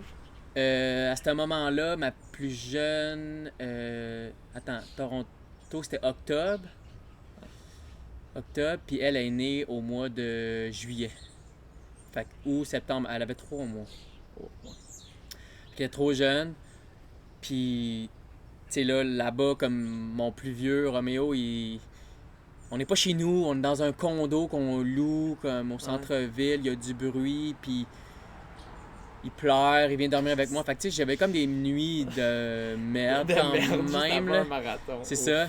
Mais on est quand même arrivé genre le vendredi puis c'était le dimanche. Fait que on a commis 2 nuits, mais je me levais à comme 4h du matin parce que lui, il dormait plus. Puis je suis comme whatever, là, comme si... je me prépare pas pour les jeux, mais tu sais.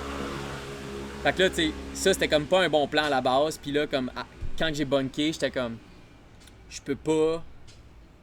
J'y ai pensé comme, y a-t-il quelqu'un qui peut me faire un livre jusqu'à la ligne, comme je pourrais pas me rendre, là? Tu y penses, non, c'est clair, comme, y a-t-il quelqu'un, pensée, comment ça marche, tu sais, Non, mais tu te dis, ça va être trop compliqué, je vais juste finir ça. C'est ça. Puis là, comme je peux pas arriver, je peux pas franchir la ligne d'arrivée. Ah oui, je veux pas avoir tout enduré ça c'est pour ça. ne pas le... Mon petit frère, il était là aussi. Mon petit frère, lui, il vit à Kingston, en Ontario, qui est comme mi-chemin entre les deux. Puis lui, je l'ai gros prime dans les dernières années à faire de la course, puis il a perdu genre 40 livres à courir. Il a fait son 5 km à je sais pas combien, là, genre 30 minutes, 27 minutes, puis il a couru, il s'est inscrit à Toronto, il l'a fait en 21 minutes. Fait que tu sais, il a pogné une coche, là, puis il a aimé ça. Fait que tu sais, je l'ai entraîné là-dedans. Fait que tu sais, au demi, comme il était tout le monde sur le bord, puis il m'encourage. Comme je peux pas, genre, avoir entraîné tout le monde là. Puis moi, le couillon de genre. Le couillon.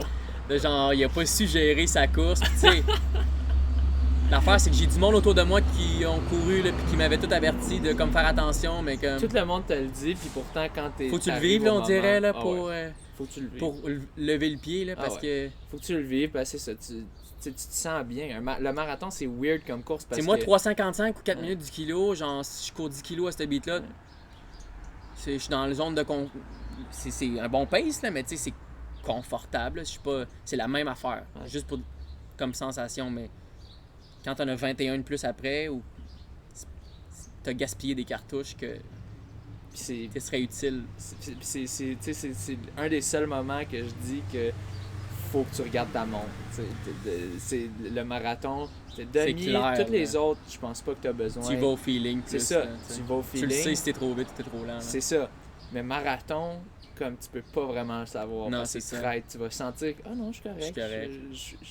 Puis là, ça va venir. J'avais senti juste au début, parce que ça descend quand même au début, là.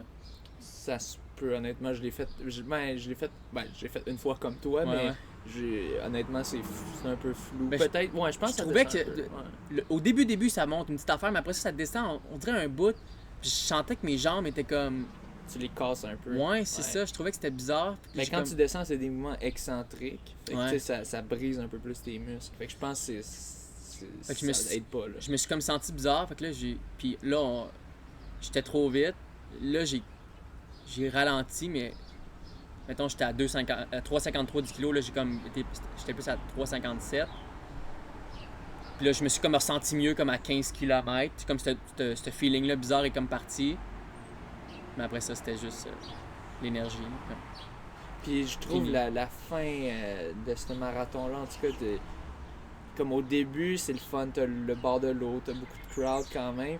T'as un bout au milieu, je trouvais comme... Quand tu vas, comme tu rentres dans... Tu fais des espèces de back and forth, là. Ouais, c'est ça. Quand tu vas tu passes en dessous de plein de viaducs ou quoi. Puis à un moment donné, c'est ça, tu fais un gros out and back, à un moment donné, qu'il y a comme rien. Là, il y a rien, c'est ça.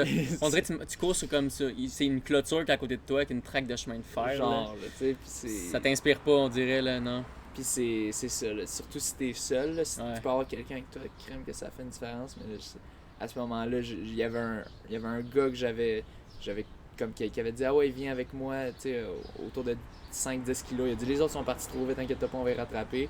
Puis là, comme de fois, on allait à un bon rythme, calmement, on les rattrapait. Mais là, un peu passé 25 kilos, le gars, il était défoncé. Genre, mais c'est lui qui t'a amené, puis c'est lui qui a c'est explosé. Ça, c'est un peu triste, mais tu sais, il y avait, je pense, je sais pas, peut-être c'était, je sais pas c'était quoi, là, mais cette journée-là, ça allait pas. Des fois, c'est ça le marathon aussi. Tu peux avoir des bonnes journées, puis des mauvaises journées, puis cette distance-là, vraiment, Samuel était là, Samuel Trudel, là, comme... Oui. Puis il était là à Toronto, puis tu sais, pour X raisons, il était dans une passe d'entraînement que ça marchait pas. T'sais. Il a déjà couru un marathon en 3,30, 3,31 dans ce bout-là. Là. Son objectif, c'était de briser le 3,30. Mais tu sais... 2,30. Voyons, c'est 2,30. Je mélange les paces puis les temps de marathon. Non, c'est correct. Fait que lui, il voulait briser ça, mais comme il arrivait pas... Pour X raisons, là, comme... C'est dur la barrière de 2,30. Mais je pense qu'il a arrêté au demi ou il a arrêté à 15 kilos. Comme le pace, il était pas capable de le maintenir, mais comme... Quand tu le sens que c'est c'est ça, mais en théorie, il est capable d'être dans le 2,30. Là, mais cette journée-là, c'est vrai que ça n'a pas marché pensé. C'est la même chose qui est arrivé à Tony Larouche, que lui, il était bien parti, puis tout d'un coup, il dit... je pense que dans son recap, il avait dit... autour de du demi à un moment donné. C'est là que moi, je l'ai rattrapé avec l'autre dude, puis... Ok, lui, il était en avant de toi dans... au début, il était devant. Pendant un bon bout, il était avec un autre petit groupe. Puis à un moment donné, il a lâché le groupe. Puis... Toi, mettons, qu'est-ce que tu dis... parce que, mettons, c'est un coureur de ton calibre, là. C'est-tu genre ton compétiteur le plus je te dirais, steady, c'est ça, c'est lui que, tu sais, à peu près toutes les courses... c'est pas mal souvent, il est sur la ligne de départ avec moi, puis on fait une bonne partie ensemble, tu sais. Parce que lui, il fait bien des courses sur route. C'est souvent ça. C'est ça. Est-ce que la personne fait les mêmes courses que toi, des courses sur route, puis dans le même Mais mettons, là, qu'est-ce que tu dis quand lui, tu le sais qu'il est de ton calibre, mais là, il est en avant de toi, puis je sais pas si tu l'as toujours vu dans ton champ de vision, là, mais à un moment donné, l'as-tu perdu? Ou...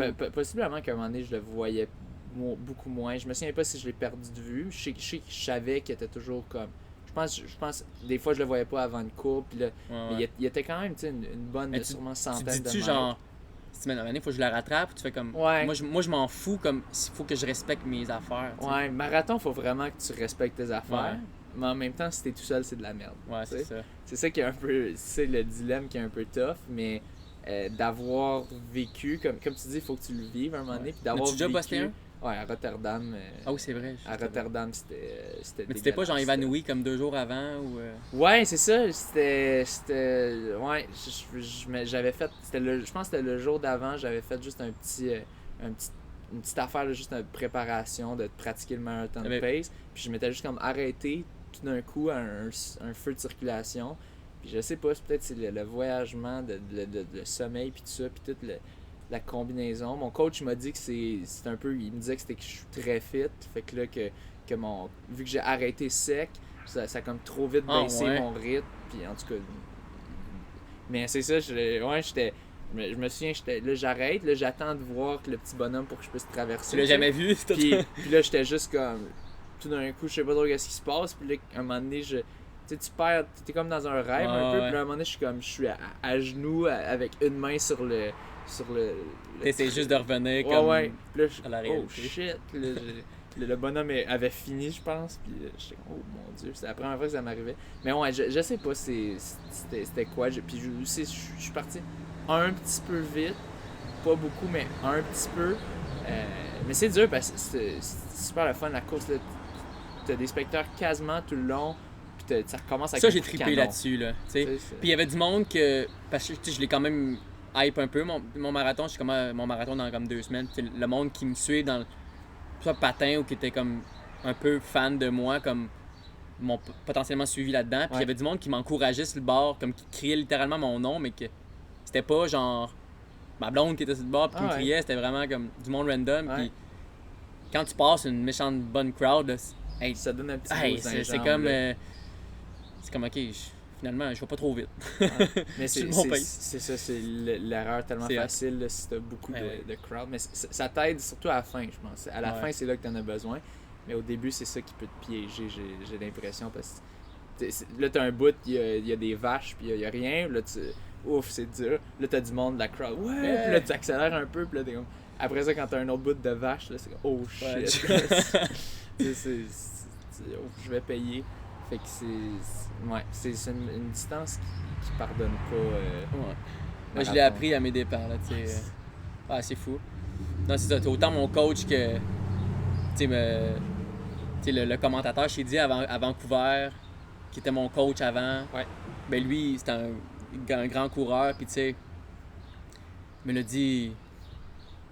Si c'est pas 10, c'est 100, là, tu sais. Faut vraiment faire attention. Mon père avec me l'a dit plein de fois, comme c'est vraiment important, comme fais-toi pas prendre, puis... tout le monde va te le dire, puis c'est... Puis tu sais, il fallait que...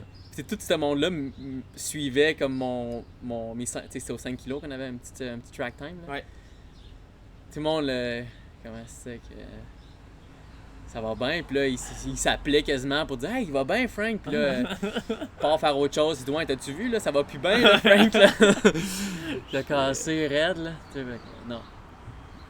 Non, c'était... Écoute, fallait bien... Mais là, c'était que je me croise les doigts pour... je suis inscrit depuis jour 1 des inscriptions au Petit Train du Nord, là. Ouais. C'est drôle, justement, un matin, je pense que j'ai 4 royers qui parmi le comité, je pense, d'élite ou d'invités d'élite, en tout cas, dans l'organisation. Puis c'est ça, puis là, me demander si ça intéresse. Puis là, c'est ça, moi, je voudrais, mais en même temps, c'était la question toujours de carding. Puis ben, moi, c'est provincial, fait que c'est beaucoup plus modeste, mais c'est quand même c'est l'excellence, c'est genre... C'est ça, c'est élite. T'as des élites, puis t'as excellence pour vraiment les top. Mais c'est pas un truc par mois, c'est vraiment comme un one-shot deal. C'est one-shot, c'est le retour d'impôt. Un retour d'impôt. Puis l'équipe Québec aussi, j'imagine? L'équipe Québec? Tu te renseigneras. Parce que souvent, quand tu as le retour d'impôt, il y a comme l'équipe Québec qui vient avec, puis ça totalise 10 000 les deux ensemble. Je checkerai ça. On se jasera après de comment ça fonctionne, tout ça. Mais en tout cas, bref, c'est un 4 000$ quand même, crédit d'impôt, que c'est non négligeable, mais ça, il faut que ce soit un parcours officiel. Ben, comme. Que ce soit un point parcours, A à point B? Point A à point A. Point A. Ouais, c'est ça. Faut que ça soit. Tu peux pas avoir un dénivelé négatif net de plus de 100 mètres. Ouais, c'est ça. Petit Train du Nord, c'est une des raisons pourquoi tu peux faire des bons temps pour Boston et tout ça, c'est beaucoup un mais bon il est éligible, tu sais, right? Oui, il est éligible pour Boston. Mais c'est que Boston, c'est Boston, eux, c'est pas important que ça soit dénivelé ou pas. C'est juste que ça soit un vrai parcours certifié, tu sais. Puis fait que ça prend quand même un certain processus pour devenir un marathon éligible pour qualifier pour Boston. Mais c'est ça, pour avoir le statut élite, il faut que ça soit comme un parcours IAF ou quelque chose de genre que. Ben, maintenant c'est World Athletics, mais bref, que ça soit pas. Je suis pas sûr si c'est obligé que ça finisse au moins point que ça commence, mais je sais qu'il peut pas avoir un dénivelé significatif. C'est ça, significatif. Fait que tu le ferais peut-être pour faire un marathon, mais pas... Je le ferais peut-être, mais en même temps, c'est qu'il y a peut-être un marathon d'élite, là, une petite affaire qui est comme organisée en Ontario comme à peu près en même temps, que ça pourrait me donner un qualificatif, un temps officiel. C'est quoi le temps? Ça m'avait fait chier. Là. L'année passée, c'était 2:21:01. Puis j'avais fait 2:21:20. Fait que j'avais manqué 19 secondes. C'est pour ça que je sprintais comme un défoncé à la fin. Là. Je pensais que j'allais l'avoir. Puis là, finalement, ma montre avait un peu surestimé la distance à cause des buildings. C'est fou, hein? Ouais, 19 secondes. Une seconde, même pas une seconde par kilo? Non, même pas. C'est une demi-seconde par kilo. Un pas, genre? J'ai fait le calcul, là, c'était 200$ la seconde, quelque chose du genre, là, quand je faisais le calcul, là, fait que ça faisait chier, mais c'est ça, fait que là, sûrement que le temps est un peu plus bas, parce que c'est selon l'âge aussi, fait que sûrement que ça serait autour de 2:20:40 peut-être. Ok, là c'est plus tough. Qu'il faut... Sur marathon, honnêtement, ça dépend tout de la journée puis du niveau de forme. S'il y a un vent débile, c'est ça. Puis, la journée du marathon. Ouais, fait que faut que je vois. Mais ça serait le fun en même temps. C'est le marathon d'Alain Bordelot. Ça va être le seul marathon au Québec. Là, il va y avoir Magog aussi, mais ouais, ça va être le seul marathon rapide. Moi, j'ai texté un peu avec une personne qui est comme un peu dans l'organisation, mais pas tant, là. C'est pas Alain, mettons. Ouais. Mais t'as-tu des scoops comme quoi que c'est officiel, ça se passe? Ou? C'est censé... Les dernières nouvelles que j'ai, c'est censé avoir lieu. Puis justement, j'ai eu un message comme quoi « Hey, tu serais-tu intéressé de le faire? » Fait que s'il y a des démarches en ce sens-là, c'est parce que j'ai l'impression qu'ils font tout dans leur pouvoir pour le maintenir. Parce que c'est ça, j'ai vu une story de Mélanie Mirand qui disait « Fan de ma marathon. » Ouais. Là, j'étais comme... Là, j'ai répondu comme si tu confirmais, parce que ça dit nulle part qu'il se passe, là, tu sais. Ouais, c'est ça. On est supposé avoir des nouvelles comme officiellement bientôt, là. Ouais. Il y a une semaine, elle m'a dit qu'il se donnait 2 semaines pour l'annoncer. Ouais. T'annoncer. Okay. Alors, donner une nouvelle, tu sais. Fait qu'il leur reste une semaine pour ben là, en réalité, c'est comme là, t'sais. OK. Fait que ça devrait sortir. Mais moi, j'ai l'impression que ça va se passer. Que ça va se passer. T'sais, c'est ça, il y a juste le côté logistique des bus, là, comment... Toujours une manière, c'est à quel coût, tu sais. C'est ça, mais tu sais, en même temps, tous les coureurs, il va y avoir des disclaimers. Si j'attrape la COVID, je vous blâmerai pas, tu sais. Puis il faut juste prendre des mesures. Ça va sûrement être des départs comme toutes les 10 secondes, je sais pas trop quoi. En vague de genre 10, mettons? Ouais, peut-être même moins. Là, les autres courses qu'on a vues, c'est des vagues de, des vagues de 1. Là, je sais pas ça va être quoi. Ouais, c'est ça. Tu sais, en cours Montréal, j'ai vu des photos, il était comme 3 de la shot. Non. Ah non? C'était 1 de la shot. Ah ouais? Ah ouais. Fait que, tu sais, c'est... Fait que tu peux pas avoir 1000 participants, là. Ben, anyway, il est limité. En ce moment, là, je sais pas c'est quoi leur nombre, leur chiffre exact. Ils ont fermé les inscriptions. Je sais pas s'il était... Je sais que le demi était complet, mais le marathon était pas complet. Ouais. Fait que, en tout cas, ils font tout ce qu'ils peuvent pour que ça ait lieu. J'ai l'impression que ça va avoir lieu. C'est hot, ça va donner quelque chose... Moi, c'est la seule course que je m'étais inscrit, parce que les autres, je m'inscris tout le temps comme un peu dernière minute. Ton demi, j'ai déjà fait la Chine, j'ai déjà fait... je pars comme si j'en avais fait comme 15, mais peut-être 3 demi. J'ai fait Scotia l'année passée aussi. Ouais. Je l'aurais refait cette année, mais je m'étais pas encore inscrit, tu sais, j'avais pas... Là, ils ont remis, puis finalement, ils ont cancellé. Ouais. Mais ouais, les autres, c'était vraiment la seule que... Tu sais, je m'étais inscrit rapidement parce que... Parce que ça, c'est toujours... Ça se remplit vite. Ben c'est ça, on m'avait dit comme... Sois sharp, puis ça ouvrait comme la journée de ma fête, le 18 décembre. Fait que j'étais comme... à ma fête, il faut que je m'inscrive au marathon. Ah, on est quasiment frères de fête. Moi, c'est le 17. Ah ouais, c'est vrai? Nice. Fait que je vais penser à toi quand ça va être ma fête. Moi, je penserai à toi le lendemain. Le lendemain, ouais. Fait que, ouais, c'est ça. Fait que c'était la seule course que je m'étais. Fait que je suis comme, ce serait poche que. Mais là, si ça a lieu, ça va me donner. Tu sais, toi, mettons, tu trouves-tu que c'est un peu cheaté de faire ton temps au Petit Train du Nord? Pas tant parce que, selon moi, la gravelle, ça aide pas. Ouais. Tu sais, Donc, moi, on m'avait dit, c'est Guillaume Dupère que j'avais jasé. Ouais. Il m'avait dit. C'est sûr que s'il pleut la veille, ça gosse, là. Parce que c'est surtout les feuilles qui glissent. Fait que s'il y a mouillé, puis c'est l'automne, il y a les gros des feuilles à des places, là ça glisse. Mais sinon, il dit que c'était pas si pire. Mais moi, j'avoue que la gravelle, ça. Ben, ça dépend de la vitesse que tu vas aussi, tu sais. Puis, mais moi, je trouve autour de. Tu sais, moi, je fais beaucoup d'entraînement sur une piste de gravelle, puis crème que ça fait une différence. C'est sûr que là, allure marathon, c'est pas la même chose. C'est un peu plus lent, fait que ça va moins t'affecter. Mais je trouve que c'est pas la même chose que de l'asphalte. Mais c'est sûr que le dénivelé négatif, je pense que ça aide un peu. Puis il y a une raison pourquoi aussi qu'ils sont la course qui a le plus grand pourcentage de qualification. De qualification Boston. Mais je pense aussi qu'une des grosses raisons pourquoi ils ont tant de qualifications Boston, c'est juste qu'ils attirent des gens monde rapides. Qui veulent, c'est ça, qui veulent faire ça. Puis tu sais, c'est monsieur, madame, tout le monde, qui se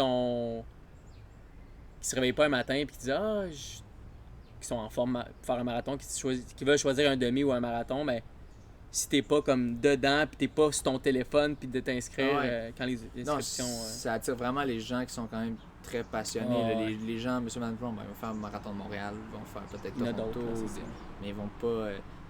Celui-là, c'est vraiment c'est le top pour les nichés, pour ceux qui aiment, qui sont... quand même, je pense, une bonne partie des gens qui font ça, dans c'est le pour la top 10, mettons, des coureurs du Québec, mettons, tu sais. De 10%. Ouais, le 10%. C'est ça, des passionnés, là, si on veut. Ouais. Fait que, mais je pense aussi que ça doit être un beau parcours. Là. Moi, je l'ai souvent fait en vélo. Moi, je montais avec mon père, on se rendait au Chanteclair. Fait que, vraiment... Prévost, c'est une région que je connais très très peu. Là. Fait que les Laurentides, je suis pas allé beaucoup dans ma vie. Il n'y avait pas beaucoup de ski ou de trucs pour aller dans cette direction-là de mon côté. Là. Fait que j'ai jamais vraiment été. Fait que ça va être une découverte. C'est un beau parcours. Je l'ai fait souvent. Ça a l'air de photos. T'es dans la nature. Là, c'est beau. Puis surtout à l'automne avec les feuilles. Là, c'est ça. Fait que, en tout cas, j'espère bien que ça serait nice. Ouais, parce que c'est ça. En ce moment, toi, comment tu vis ça? Tu sais, toi, t'as eu un petit... T'as passé peut-être 1 an à faire des courses, 1 an et demi, puis là comment tu vis ça en ce moment depuis de courses? Tu sais, en écoutant tes autres podcasts, toi, c'était plus tough parce que t'es vraiment comme compétitif, mais je pense que ça peut juste... C'est juste le monde dans ta catégorie, j'ai l'impression que ça peut affecter dans ce sens-là, parce que moi, ultimement, c'est des temps. C'est des temps, puis comme si ça arrive que dans ce course-là, ben j'ai du monde qui court dans mon beat, mais comme j'ai du monde qui court à mon rythme, mais...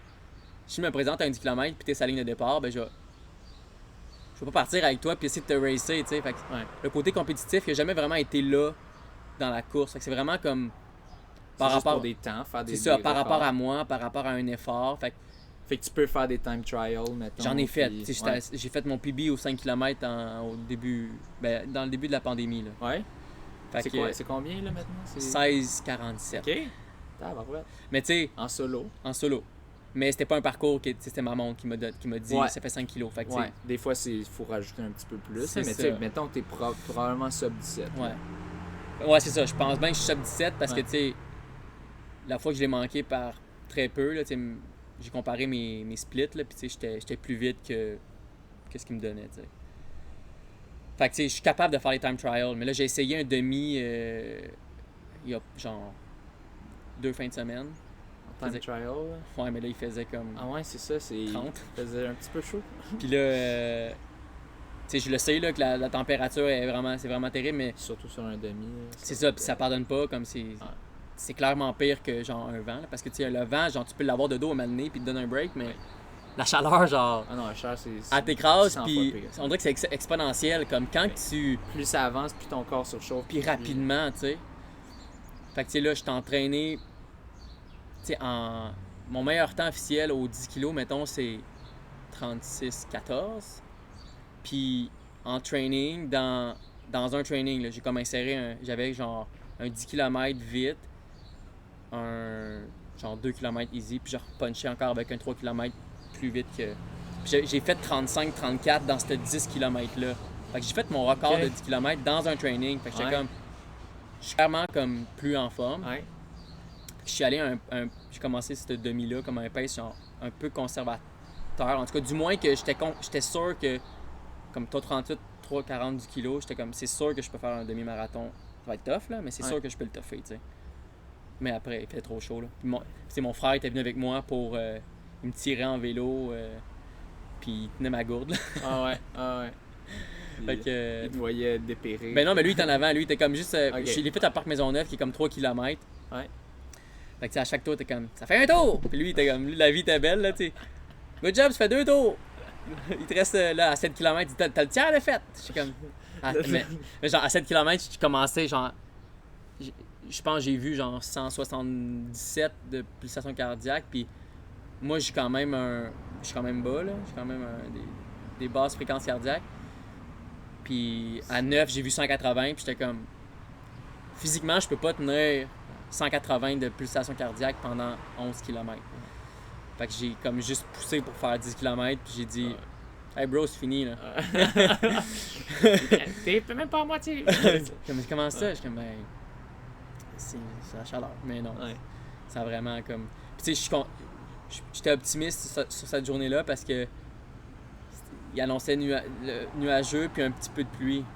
Puis tu sais, j'ai couru comme le dimanche d'après, puis il y avait une fine pluie qui me... Même ça a été intense par bout, mais comme ça fait une différence, ça te rafraîchit quand même là, d'avoir une pluie. Puis... Mais là, finalement, il faisait beau. Ben, c'est une bonne chose qu'il fasse beau, mais pour ce genre d'entraînement-là, c'était comme... C'était dégagé quand même. Là. Fait que là... Fait que non, ça fait une différence juste d'avoir le soleil versus les nuages. Non, c'est ça. Mais moi, ça change pas grand-chose au quotidien parce que comme mon défi, c'est de rentrer l'entraînement avec les enfants, la famille, puis comme l'agence, c'est vraiment juste de dire, OK, bon, ben, je vais porter les entraînements. Demain, je vais porter les enfants en garderie, puis après ça, ben, je pars, je vais faire mon 10, je vais faire mon 15. Puis cool, c'est check. Puis le dimanche, j'ai mon entraînement tough. Fait que tu sais, c'est quand est-ce que je peux le faire, plus le matin, plus l'après-midi, plus le soir. Fait que moi, ça a comme pas vraiment changé parce que les objectifs, c'est de m'améliorer puis d'atteindre les objectifs. C'est juste que là, ils sont plus loin, les objectifs. Mais tu sais, je suis capable de me pousser quand même en entraînement, tu sais. Mais tu trouves pas ça dur juste de comme, tu sais, d'avoir un résultat officiel puis de que ça soit à long terme. Tu sais, moi, je trouve, personnellement, je peux avoir des objectifs long terme, mais je fonctionne aux objectifs à court terme. Je pense que c'est nécessaire. Mais toi, I guess, tu les as mis, tes time trials, c'était tes objectifs court terme. C'est ça, c'était comme un trip que je me faisais pour valider des trucs. Puis tu sais, quand que je fais des bons trainings, comme celui que je t'ai dit tantôt, tu sais, j'ai une satisfaction quand même de comme... Aïe, j'ai fait mon PB de 10 kilos dans un... Tu sais, je continue à m'améliorer quand même. Fait que tu sais, j'ai cette récompense-là de comme faire des belles sorties qui me rapportent quand même. Dans l'intensité que je veux mettre dans la course, comme ça me rapporte le bonheur nécessaire pour me motiver, tu sais. Mais c'est sûr que de vraiment faire d'officiellement avoir fait mon meilleur demi, je suis sûr que j'aurais fait mon meilleur demi cette année, mettons à Scotia ou un autre, là. Ça aurait été cool de le valider pour vrai, tu sais, pas juste comme le faire, puis... Ben, je pense bien là, que je l'aurais fait, là. C'est pas un parcours officiel, mais je pense bien, tu sais. C'est pour ça que j'ai hâte au Petit Train du Nord, parce que là, je vais respecter mon pace, puis je vais le faire, mon objectif, tu sais. Je suis confiant que je vais être capable de le faire. Même tu peux aller une petite affaire plus vite vu que ça descend, là, mais c'est ça, tu rejaseras ça avec ton coach, là, mais tu sais, c'est sûr, la descente... je l'écoute pas en cours, je vais trop vite. C'est ça. Anyway. Mais ouais, je pense que c'est ça qui est un peu dur, que ça peut t'aider d'être encore à tes débuts, si on veut, de la course. Que, tu chases des PB, puis je me souviens, moi, à mes débuts de la course, c'est comme... Tu fais quasiment des PB en entraînement souvent, puis tu t'améliores à chaque fois. Fait que tu sais, t'as tellement juste de fun à l'entraînement. À faire ça, c'est ça. Il n'y a pas tant de différence pour moi de faire des bons trainings puis à part que le temps il est officiel puis il est validé, il n'y a pas tant de différence entre une course puis un très bon entraînement, tu sais, parce que c'est moi, c'est mon temps, c'est mes affaires. Fait que c'est moi qui décide de me lever le matin puis de dire d'aller à la Chine faire le demi, tu sais. Ouais. Fait que la même affaire que là, ok, ben je me l'impose, je vais aller le faire. Fait que, comme c'est des temps, puis tu sais, je pense ça ira jamais plus loin qu'être ça. Tu sais, je vais jamais comme j'ai gagné un demi, je m'en rappelle plus, j'essaie de me rappeler c'était où je l'avais fait, mais c'est pas à la Chine. C'est en tout cas Pointe-Claire. Non, c'était Pointe-Claire? Ouais, je pense que c'est ça. Ben, c'est la même organisation que la Chine, Pointe-Claire. Fait que si c'était la même Mais je l'ai détesté, ce demi-là. Comme on passe dans un souterrain. Ben, je sais que Pointe-Claire, c'était reconnu, c'était comme un peu infamous, que c'était genre. Il avait fait chaud, en tout cas, les dernières années. Ouais, Puis que c'était juste comme pas tant beau, là. Ouais, c'était. Ouais, je pense que c'est ça. Tu passais en dessous d'un underpass. Il y avait comme un zigzag de comme souterrain. Fait que tu courais là-dedans. Tu croisais du monde, le 10 km qui partait après. Fait que moi, genre, heureusement que j'étais le premier puis qu'il y avait un vélo qui disait attention, mais comme tu croisais le monde, un peu comme toi ou à Montréal, tu sais. Ouais. Mais l'affaire, c'est que c'est sur un path, tu sais, c'est comme un chemin. Fait que fallait que je cours dans le gaz. C'était vraiment pas nice. Puis, ouais, j'avais gagné cette course-là, mais comme. C'est malade, quand même. Ouais, mais c'est ça qui est drôle, c'est que. Ben. L'autre après moi, il était comme déçu d'avoir fini deuxième parce que ça faisait comme 2 ans qu'il gagnait. Puis j'étais comme, ben moi, je suis pas plus content d'avoir gagné. Puis même, j'avais même pas fait mon temps. Le but, c'est de faire mon PB à cette. T'avais fait combien? J'ai fait une 20. Okay. Mais le parcours était dégueulasse. Là. C'est ça, c'est quasiment du stop and go, là, genre. Des zigzags de même pour aller à un souterrain. Puis après ça remontait de même pour sortir du souterrain. C'était comme. C'était pas. Ça, c'était 2 boucles que tu rattrapais le monde. En tout cas, bref. J'ai fait ma première partie, c'était dans mon pace, mais après ça, comme j'ai ralenti, comme j'étais explosé. Là. Mais tu sais, jamais comme le marathon. Là. J'ai continué à courir, juste plus lent. Mais ouais. Fait que j'ai gagné ce course-là, mais c'est peut-être mon passé que, tu sais, j'ai gagné des affaires. Des moments ça. de gloire plus glorieux. Pour moi, comme... Puis tu sais, je suis content d'avoir gagné, puis j'ai eu des prix, mais tout, mais comme... En termes de satisfaction personnelle de résultats. Là, c'était mieux d'avoir un PB en entraînement. Ben c'est ça, j'aurais aimé mieux finir 10e de la course, mais d'avoir accompli mon objectif. Là, c'est comme, je me trouvais niaiseux de pas avoir réussi, mais en même temps, le parcours était bizarre. Là, mais quand que j'ai débrief avec mon coach par texto après, lui non plus, il était pas comme genre « Hey, wow, bravo, t'as gagné », c'était comme « Ouais, mais t'as fait une 20, là, par exemple. » Je suis comme « Ouais, mais le parcours était dégueulasse, coach. » Dis ouais, je le connaissais pas, ce demi-là. Je suis comme, ben là, je te le dis. Là, on le connaît.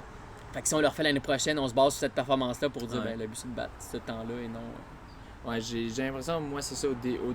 Quand tu fais des PB, ben c'est ça ton objectif. C'est ça que tu vis. Puis là, quand tu reaches un niveau que c'est vraiment tough de faire des PB, ben là, la satisfaction, moi, je trouve, je l'ai plus de juste. Racer la course. C'est ça. Puis l'affaire, c'est que c'est ça. Vous êtes une gang où est-ce que. T'sais, vous êtes un peu de la même force, puis qui va gagner aujourd'hui, vas-tu gérer, t'es-tu en forme, puis là, ben, je l'ai vécu, ça, de courser, puis c'est trippant, c'est motivant, puis ça, c'est une méchante bonne raison de dire, je me lève le matin, puis je vais le faire, là, si je vais aller gagner mes courses cette année, si je vais être champion québécois sur 5, sur 10, sur demi, puis... faire les entraînements. C'est ça, comme ça, c'est une très bonne motivation aussi, c'est cool d'avoir cette motivation-là, mais c'est pas celle-là que j'ai, puis je pense pas l'avoir, parce que si je l'ai, ben, je suis pas assez rigoureux dans la course, puis tu sais, mon rythme de vie me permet pas de comme mettre all-in dans la course, puis de dire, puis je me vois pas, je pense ça serait malade de passer top olympique short track, ensuite de ça olympique. Le gars, il fait des marathons en 2:15. Mais non, c'est... Non, écoute, Boston peut-être un jour dans... Je pense que c'est plus ça, c'est de comme faire... comme d'utiliser la course pour potentiellement un jour voyager, puis tu sais, je veux vivre des voyages, on veut faire des voyages ensemble, on l'a déjà fait ma blonde puis moi, mais là avec des enfants c'est plus tough, mais comme éventuellement c'est trouver des raisons pour aller à des places, comme faire le marathon de New York, puis juste dire je l'ai fait, avoir mon petit veston Boston là, comme je vois le monde qui court avec, comme moi avec je le veux, tu sais. Non, tout le monde, s'ils en ont une, c'est toujours celle-là qui sort avec. Là. C'est ça, tu sais. Nous autres, souvent dans notre gang à OVM, c'est ça, il y en a 3 gars qui ont la même veste, c'est parce qu'ils sortent leur veste Boston. Non, c'est ça. Mais fait que là je vais me permettre un peu une espèce d'analyse, un peu. Vas-y, analyse. Tu me diras à quel point c'est accurate. Tu dirais un peu. Avant, tu avais comme une vision de toi-même, puis les autres avaient cette vision-là. T'es un athlète, puis c'est short track, puis c'est un peu ça ta personnalité. Puis là, une fois que t'as pris ta retraite de ça, la course, est-ce que ça te servi un peu comme de garder un peu cette identité d'athlète, mais pas... tu as quand même vraiment pris ta retraite. C'est ça. Tu as quand même pris ta retraite. Tu deals avec. C'est une façon. Genre, de garder mon identité un peu. Puis de... C'est ça, ouais. C'est quoi? Tu m'as dit, si t'aimes ça, t'es quand même un gars qui a besoin de bouger. Fait que t'as pris la course parce que t'en avais déjà fait, t'aimais ça. Ben, honnêtement, comme. Peut-être instinctivement, c'était. Il y a quelque chose de vrai là-dedans, de vouloir. Parce que, tu sais, à quelque part, je me trouverais vraiment bizarre de, comme, du jour au lendemain, faire. Couch potato. Couch potato, puis genre. Tu sais, on dirait que c'est comme si j'avais, dans un sens, menti à tout mon entourage que j'aimais le sport, l'athlète, puis après ça, du jour au lendemain, fait mais c'est zéro. Tellement drastique. Mais c'est comme juste.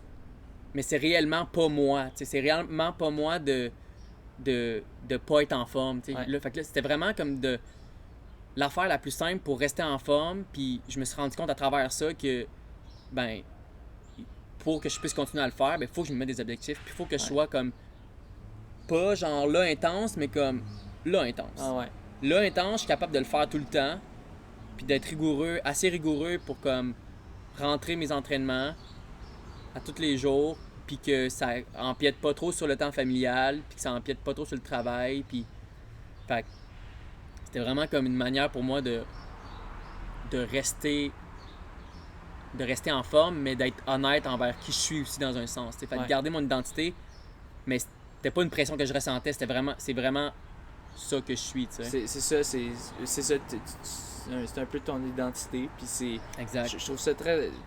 ça me fascine un peu, puis ça me fait peur en même temps, moi aussi, c'est comme... À un moment donné, tu deviens moins intense avec que tu prends ta retraite, ben juste est-ce que tu vas continuer à... C'est ça, c'est qu'est-ce que je suis si je suis pas ça, tout le monde te voit de même, c'est ça, tout le monde te voit de même, puis tu te vois de même aussi, fait que c'est des questionnements. J'ai Maxime Lopez qui est il fait son PhD en psychologie, je pense, relié au sport, tout ça. Il étudie là-dedans beaucoup, fait que je vais en discuter avec lui aussi, puis on pourra peut-être analyser un peu ton... Mais je pense aussi que, tu sais, parce que c'est un sport qui est beaucoup plus démocratisé dans la société, comme il y a pour le monde de la course, tu vas toujours, tu sais, Alain Bordelot, il est toujours comme dans nos têtes, tu sais, le meilleur coureur au Québécois, il a le record du marathon, fait que veut pas, comme on le sait que quand il va nous parler surtout de ça. Puis il doit encore courir régulièrement. Là, fait que ça, c'est quelque chose... Ça ne quitte pas complètement. Là. C'est ça, comme... Vu que c'est un sport moins... Il y a des anciens patineurs qui ont gagné des médailles aux Jeux olympiques, autant longues que courtes pistes, que à un moment donné, tu fais genre « Ah, ouais, t'étais patineur, toi, même dans le monde du patin. » Alors que dans la course, c'est moins ça. Tu te rappelles... Juste parce que c'est comme, tout le monde le sait, tout le monde court. Puis il y a plus de monde qui s'intéresse à... On vend pas dans un magasin des patins de vitesse, là, genre moulés ou des... Il y en a, là, mais c'est des magasins vraiment nichés, spécialisés. Fait que, pour ça, j'ai l'impression que mon identité de patineur est encore très là parce que, je veux dire, ça fait comme 2 ans, mais comme dans 10 ans, c'est une toute autre génération de patineurs qui va être là. Puis... on parlera plus de moi. Moi, genre, mettons, Annie Perrault, c'est des noms que moi, genre, c'est une génération qui, pour moi, est très, très présente dans mes souvenirs. Et comme en ce moment, je dis Annie Perrault à un jeune, là, elle a gagné l'or aux Jeux olympiques, là. Mais lui, comme, c'est qui Annie Perrault, je le sais pas, t'sais. Fait que, mais non. Ça pour dire que c'est un challenge quand même, là. Je veux dire, quand t'arrêtes de faire quelque chose que tu fais, là, en ce moment, t'es prof, tu travailles pas. La seule chose que tu as planifié dans ta journée, c'est ta course. parce que tu as des objectifs, mais la journée que t'en feras plus, ça se peut que tu ailles courir, mais tu vas être encore prof, là, tu sais, tu vas... Qu'est-ce que tu vas faire en dehors de ça? C'est des gros questionnements.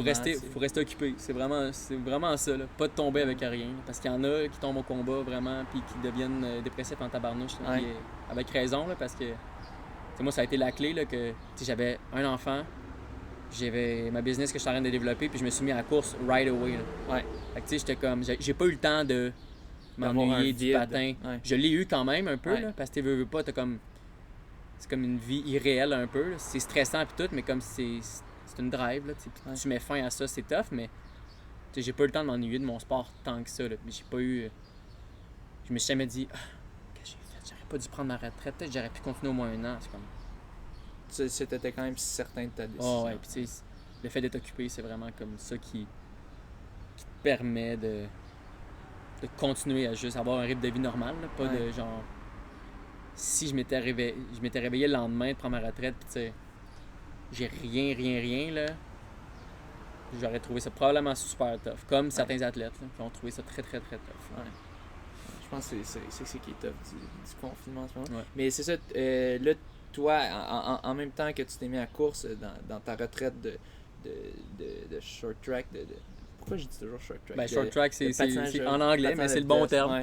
Mais c'est parce que je check en anglais parce que c'était la meilleure, la page. Ben, je sais même pas si elle était plus complète, en tout cas, par défaut, c'est en anglais. Bref, là, toi, tu t'es aussi parti une carrière de gestion de sport. Fait que c'est quoi un peu. Ben, c'est une agence marketing qui a quand même évolué dans les dernières années. Là. Au début, c'était vraiment. On s'était donné comme idée de. Le but, c'est de gérer puis de s'occuper des athlètes. Moi, j'arrivais de là. Mon partner, il a un background de marketing, comme plus vente. Fait que, tu sais, on trouvait ça bon de comme jumeler comme moi, de savoir ce que les athlètes ont besoin à ce niveau-là, puis lui d'avoir les connaissances de. Fait qu'on on a été avec quelques athlètes, dont mon frère, qu'on se partage avec une autre agence. Puis tu sais, là on travaille avec Marie-Ève Dicker, puis la boxeuse professionnelle, certains autres patineurs, un snowboarder. Puis là, comme avec l'expérience, on s'est rendu compte que c'était quand même tough de vivre de tout ça, de trouver des commanditaires pour les athlètes, mais que nous, on se paye à même ça. Sans trouver un modèle d'affaires. Que ta cote, c'est que tu ça. vives de la cote de l'athlète. Trouver un modèle d'affaires où est-ce que tu viens pas comme amputer l'athlète, mais tu vis quand même. Ouais. Le but, c'est de les aider. Fait que si t'es pour mettre un fee que genre... Toi, ça te fait vivre, mais lui, ça lui donne aucun bénéfice à être avec toi, ben comme ça fait pas de sens. Fait.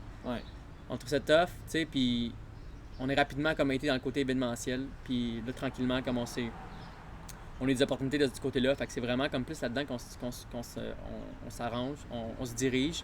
Puis surtout avec le confinement, on a vraiment pris le temps de comme d'analyser la situation puis de vraiment comme faire le point parce que là nous c'était mort complètement là. Je veux dire il n'y a aucun événement puis les athlètes ça se passe pas puis les commanditaires ben autant événementiels qu'athlètes ben les commanditaires soit qui ont plus d'argent pour supporter quiconque ou quoi que ce soit ou les grosses machines qui ont beaucoup d'athlètes ou des entreprises que un de leurs véhicules de promotion c'est vraiment les athlètes comme genre Red Bull de ce monde. Ben, tous les mandats sont remis à l'année prochaine. Comme l'année 2020, pour la majorité d'entre eux, c'est comme l'année qui n'a pas existé. Même s'il y a des compétitions qui vont arriver comme ça n'a pas existé, on la scratch, on recommence en 2021. Fait. Nous autres, c'est comme un gros X là-dessus aussi. Fait on est en train de vraiment comme une agence marketing sportif dans le monde du sport. Si on peut aider les athlètes, on va aider les athlètes. Mais on veut surtout se concentrer sur au côté événementiel, côté organisation, sport, comme trouver des manières de juste lever le sport. On a développé plusieurs trucs, plusieurs atouts dans les 2 dernières années avec certains mandats qu'on a développés. Fait que c'est vraiment comme de se nicher en tant qu'agence marketing dans le sport.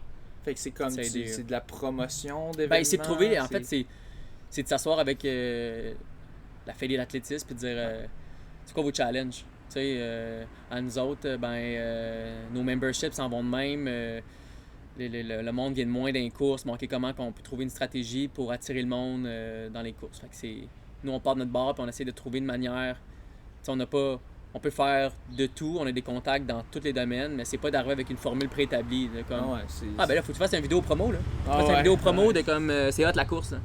Non, c'est vraiment quoi le réel problème, puis en même temps de tenir en compte le budget. Là, c'est pas tous les fédés qui ont le même budget, puis il y a quand même quelque chose à faire à n'importe quel budget, dans le sens que toujours une manière de faire mieux avec les moyens de chacun. Fait c'est de trouver la meilleure recette pour chacune des situations pour atteindre un objectif quelconque qui est soit d'atteindre plus de participants, plus de spectateurs, plus de monde qui vont en boutique ou plus d'adeptes, peu importe c'est quoi mais d'aider côté marketing pour atteindre leur propre objectif. Puis t'as beaucoup de satisfaction de ça comme ça. Ben c'est que c'est ça en tant que tel, c'est beaucoup d'apprentissage pour moi là, parce que moi je viens pas de ce monde-là, fait que tu sais le côté, je suis plus du côté gestion du projet ou est-ce que je suis plus hands-on. Mon partner, c'est vraiment plus le cerveau derrière ça qui est vraiment comme que lui, rapidement, comme il arrive avec des stratégies puis des idées à. Une fois qu'on a le portrait. Un petit frelon. Une fois qu'on a le portrait de la situation, comme on brainstorm évidemment, mais comme c'est souvent lui qui arrive avec la genèse de comme.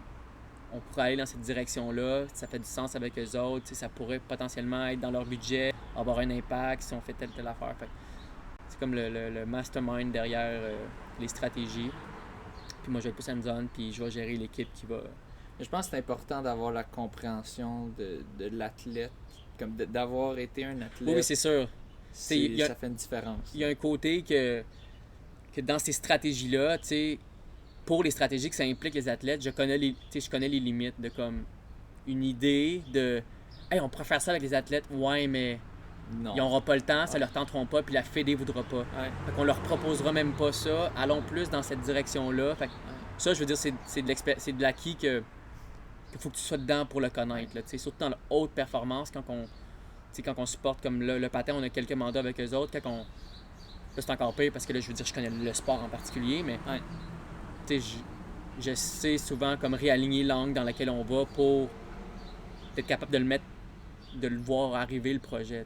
Je sais que c'est réalisable et que les athlètes vont embarquer. Tu sais les trucs concrets qui font que ça va marcher ou que ça va pas marcher. Ouais, un des exemples, c'était d'impliquer un des objectifs, c'est d'impliquer un peu plus la communauté du patin dans le patin, qui viennent un peu plus aux événements. Fait que, on trouvait ça logique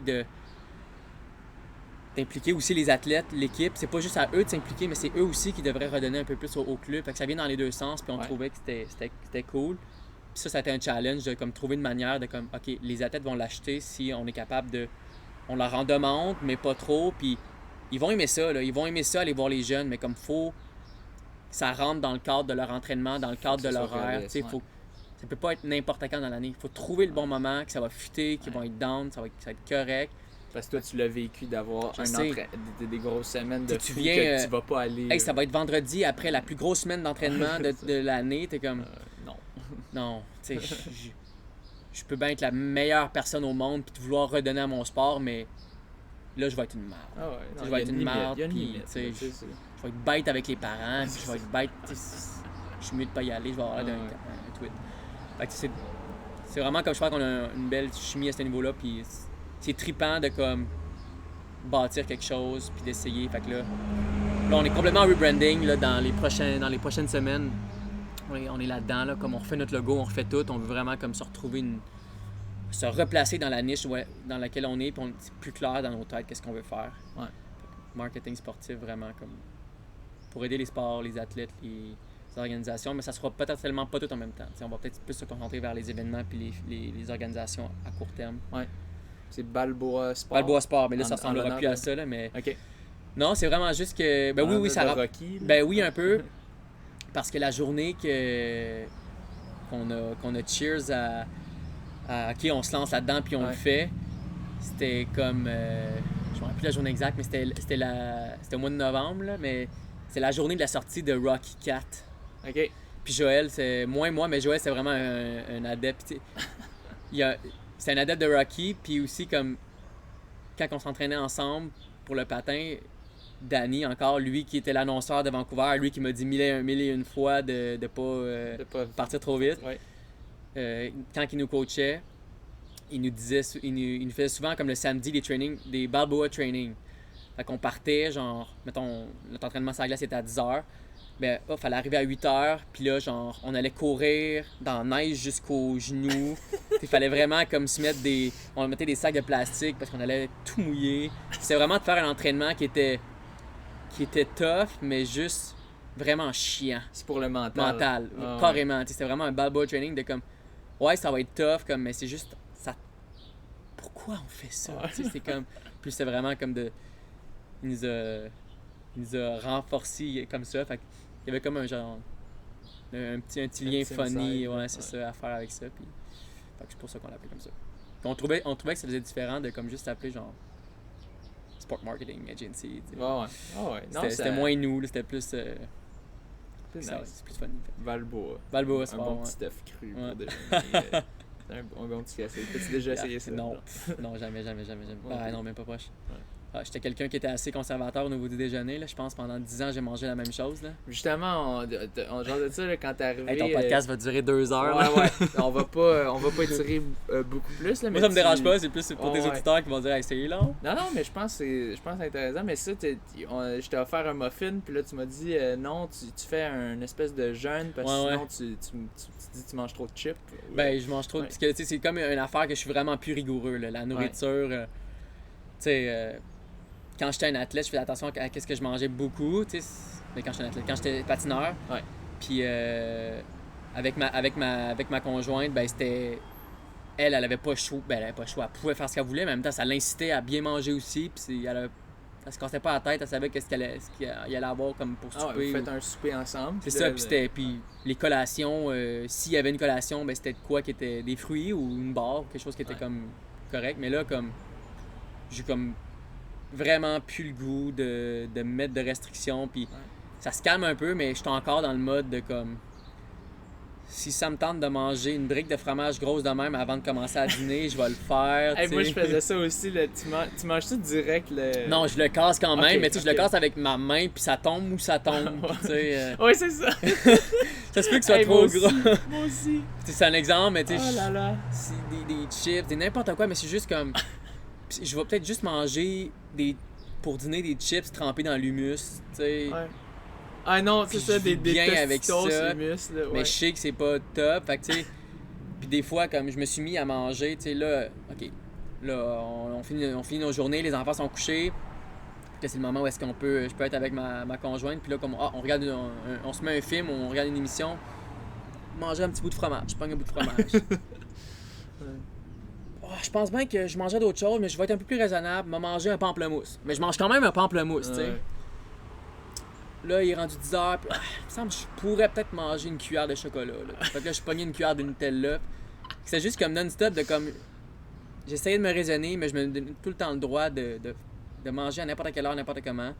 C'est correct de temps en temps, mais tu sais, si à un moment donné, ça devient problématique pour toi, que t'es comme, mais voyons donc. C'est ça, fait que je trouvais que je me donnais une... Tu sais, j'étais en forme parce que je m'entraînais, mais comme je mangeais vraiment mal, fait que là, je me suis amélioré. Tu sais, là, les repas, c'est des bons repas. Tu sais, j'essaie de vraiment être un peu plus rigoureux là-dessus, mais entre-temps, comme j'ai aucun contrôle. Tu sais, je m'en fous qu'est-ce que je mange, si je peux manger. Là, j'ai acheté des réglisses cette semaine, mais comme si à 2h j'ai faim, je me claque 3-4 réglisses, puis tu sais, j'ai aucun remords. Là, je m'en fous complètement, mais je me donne la rigueur. Tu sais, je fais le jeûne intermittent. C'est en écoutant le podcast de Jean-Philippe Vautier là, que je me suis mis à faire ça. Là. Je trouve que c'est une manière de me mettre une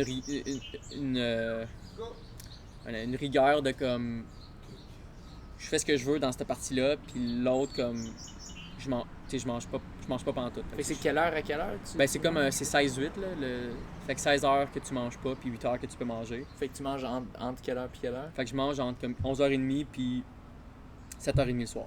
OK. Fait que je mange. Fait que c'est pas si c'est vraiment que ça. Vraiment pas là, tu sais. À 7h30, je me dis que j'arrête de manger, ce qui est une heure complètement raisonnable. C'est vraiment pas c'est comme juste tu déjeunais pas. Mais comme je mange ma dernière affaire, je m'assure qu'elle soit comme à 20 là, pour être sûr que je mange stuff le plus longtemps. Mais là c'est rendu vraiment, ça a été c'est rendu facile, tu sais. Mais c'est le matin. Je déjeune pas. Je vais manger pour dîner. Normalement, comme je crave quand même à 11h30, puis là, je mange. Mais hier, j'ai mangé pour la première fois à 12h30. Fait que, mais si je m'entraînais vraiment comme j'avais un cadre, je ferais pas ça. Mon frère, comme j'ai dit que j'aimais ça, puis je trouvais les bénéfices pour moi, mais j'ai dit fais pas ça. Là, comme toi, à 10h, faut que tu sois sur la coche, puis que tu sois ready to go. Là. Mais... Puis, t'avais-tu une nutritionniste dans le temps que t'étais comme... Ouais, j'avais une nutritionniste. Ça t'aidait, ça te donnait la structure, puis là, vu que t'avais plus cette structure, c'est là, ça. Comme un peu... Puis tu sais, j'ai les connaissances de judo de base. Tu sais, j'ai quand même... Si je voudrais me remettre, c'est sûr qu'il faudrait que je pense pas que je vais faire, mais c'est quand même facile de bien manger. Je veux dire, tu manges de chaque groupe alimentaire, puis surtout en masse de fruits et de légumes, puis t'es en business, là. Mais ouais, fait que c'est une manière de comme pas over-manger, parce que veux pas, je prenais du poids quand même, là, tu sais. Puis tu sais, je trouvais que je maigrissais, mais je prenais du poids, fait que c'était juste comme trop de bouffe. Un peu dans moi, là, c'est bizarre à dire, là, mais... Fait que non, c'était comme... Je trouve que j'ai une structure qui marche avec moi en ce moment, que tu sais, je me suis amélioré en entraînement, puis je sais pas, ça s'est tombé que c'est en même temps, puis c'est en même temps que la pandémie, j'ai commencé ça aussi, là, fait que tu sais, je m'entraînais comme... J'avais plus de temps pour m'entraîner parce que la business, ça marchait plus bien. Je suis vraiment devenu comme vraiment en shape, puis je me suis mis à faire ça, puis tu sais, c'est là que je commençais, je fais mon PB de 10 km dans le milieu d'un entraînement de 26 kg, genre par rapport, puis que je me sens super bien. Fait que, bref, non, je fais ça juste pour me donner une rigueur, puis une certaine discipline dans la bouffe, là, parce que... Je pense que ça aide de se donner des règles. Moi, c'était le végétarisme, puis ça m'a quand même aidé à moins manger n'importe quoi de junk, puis... Mais tu sais, je mange quand même souvent du junk. Non, c'est ça. Puis tu sais, ça, c'est quelque chose aussi que je mangeais zéro végétarien avant, là, puis là, comme... Je me conscientise un petit peu plus, mais je trouve ça vraiment top de switcher comme pour vrai, de vraiment être végétarien, mais... Tu sais, ma blonde aussi, là, c'est pas une fille qui tripe vraiment la viande. La viande rouge, elle en mange jamais parce qu'elle aime pas ça. Fait que, tu sais, on en mange de moins en moins de la viande, mais toujours présente. Mais comme c'est quelque chose qu'on fait un peu plus attention. Good. Ben, merci beaucoup. Hey, là, on a jasé pas mal. Ouais, c'est ça. Puis là, on a les voisins qui arrivent, fait qu'on va terminer ça là. Mais merci d'être venu. Puis, on va poursuivre notre conversation en courant, sur le bord de l'eau. 15 kilos sur le bord de l'eau à la Chine. Ça va faire changement de mon parc Maisonneuve. Ouais, que tu fais des loups, des loups. Non, tu vas voir, c'est bien beau le bord de l'eau. Puis, en tout cas, merci beaucoup d'être venu, cool. C'est le fun. C'est pas toujours que je reçois un Olympien. Hey, tu me permets de faire un shout-out? Oui, vas-y. C'est un de tes Patreons en plus. Oui. C'est un de mes très bons amis, Vincent Nadeau. Oui. Benoît. OK. OK, le monde est petit. Ouais, le monde est petit. C'est un ancien patineur aussi. Puis, comme en écoutant ton truc, je vois qu'il. Je donne des petits shout-outs. Tu donnes des shout-outs, comment. Puis il m'avait dit qu'il. Comme on était allé à Toronto ensemble aussi, comme lui, il avait réussi son objectif. Là, ouais.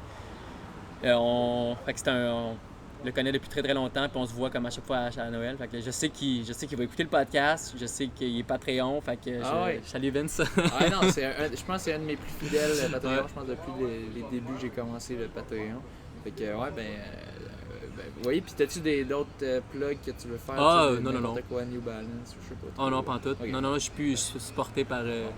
ça a été vraiment comme un... Ça a duré 2 ans, puis je trouvais ça bien bizarre là, qu'ils me commanditent pour le stock, là, mais bref, non. Courez avec ce que vous voulez. Là. Ouais. Bon, parfait. Non, courez avec Skechers. Skechers, courez avec Skechers. Mais courez, soyez en forme, restez actifs. Ouais, en tout cas, merci beaucoup. Puis les plugs sont faits. Les plugs sont faits. Sur ce, allons courir. Yes.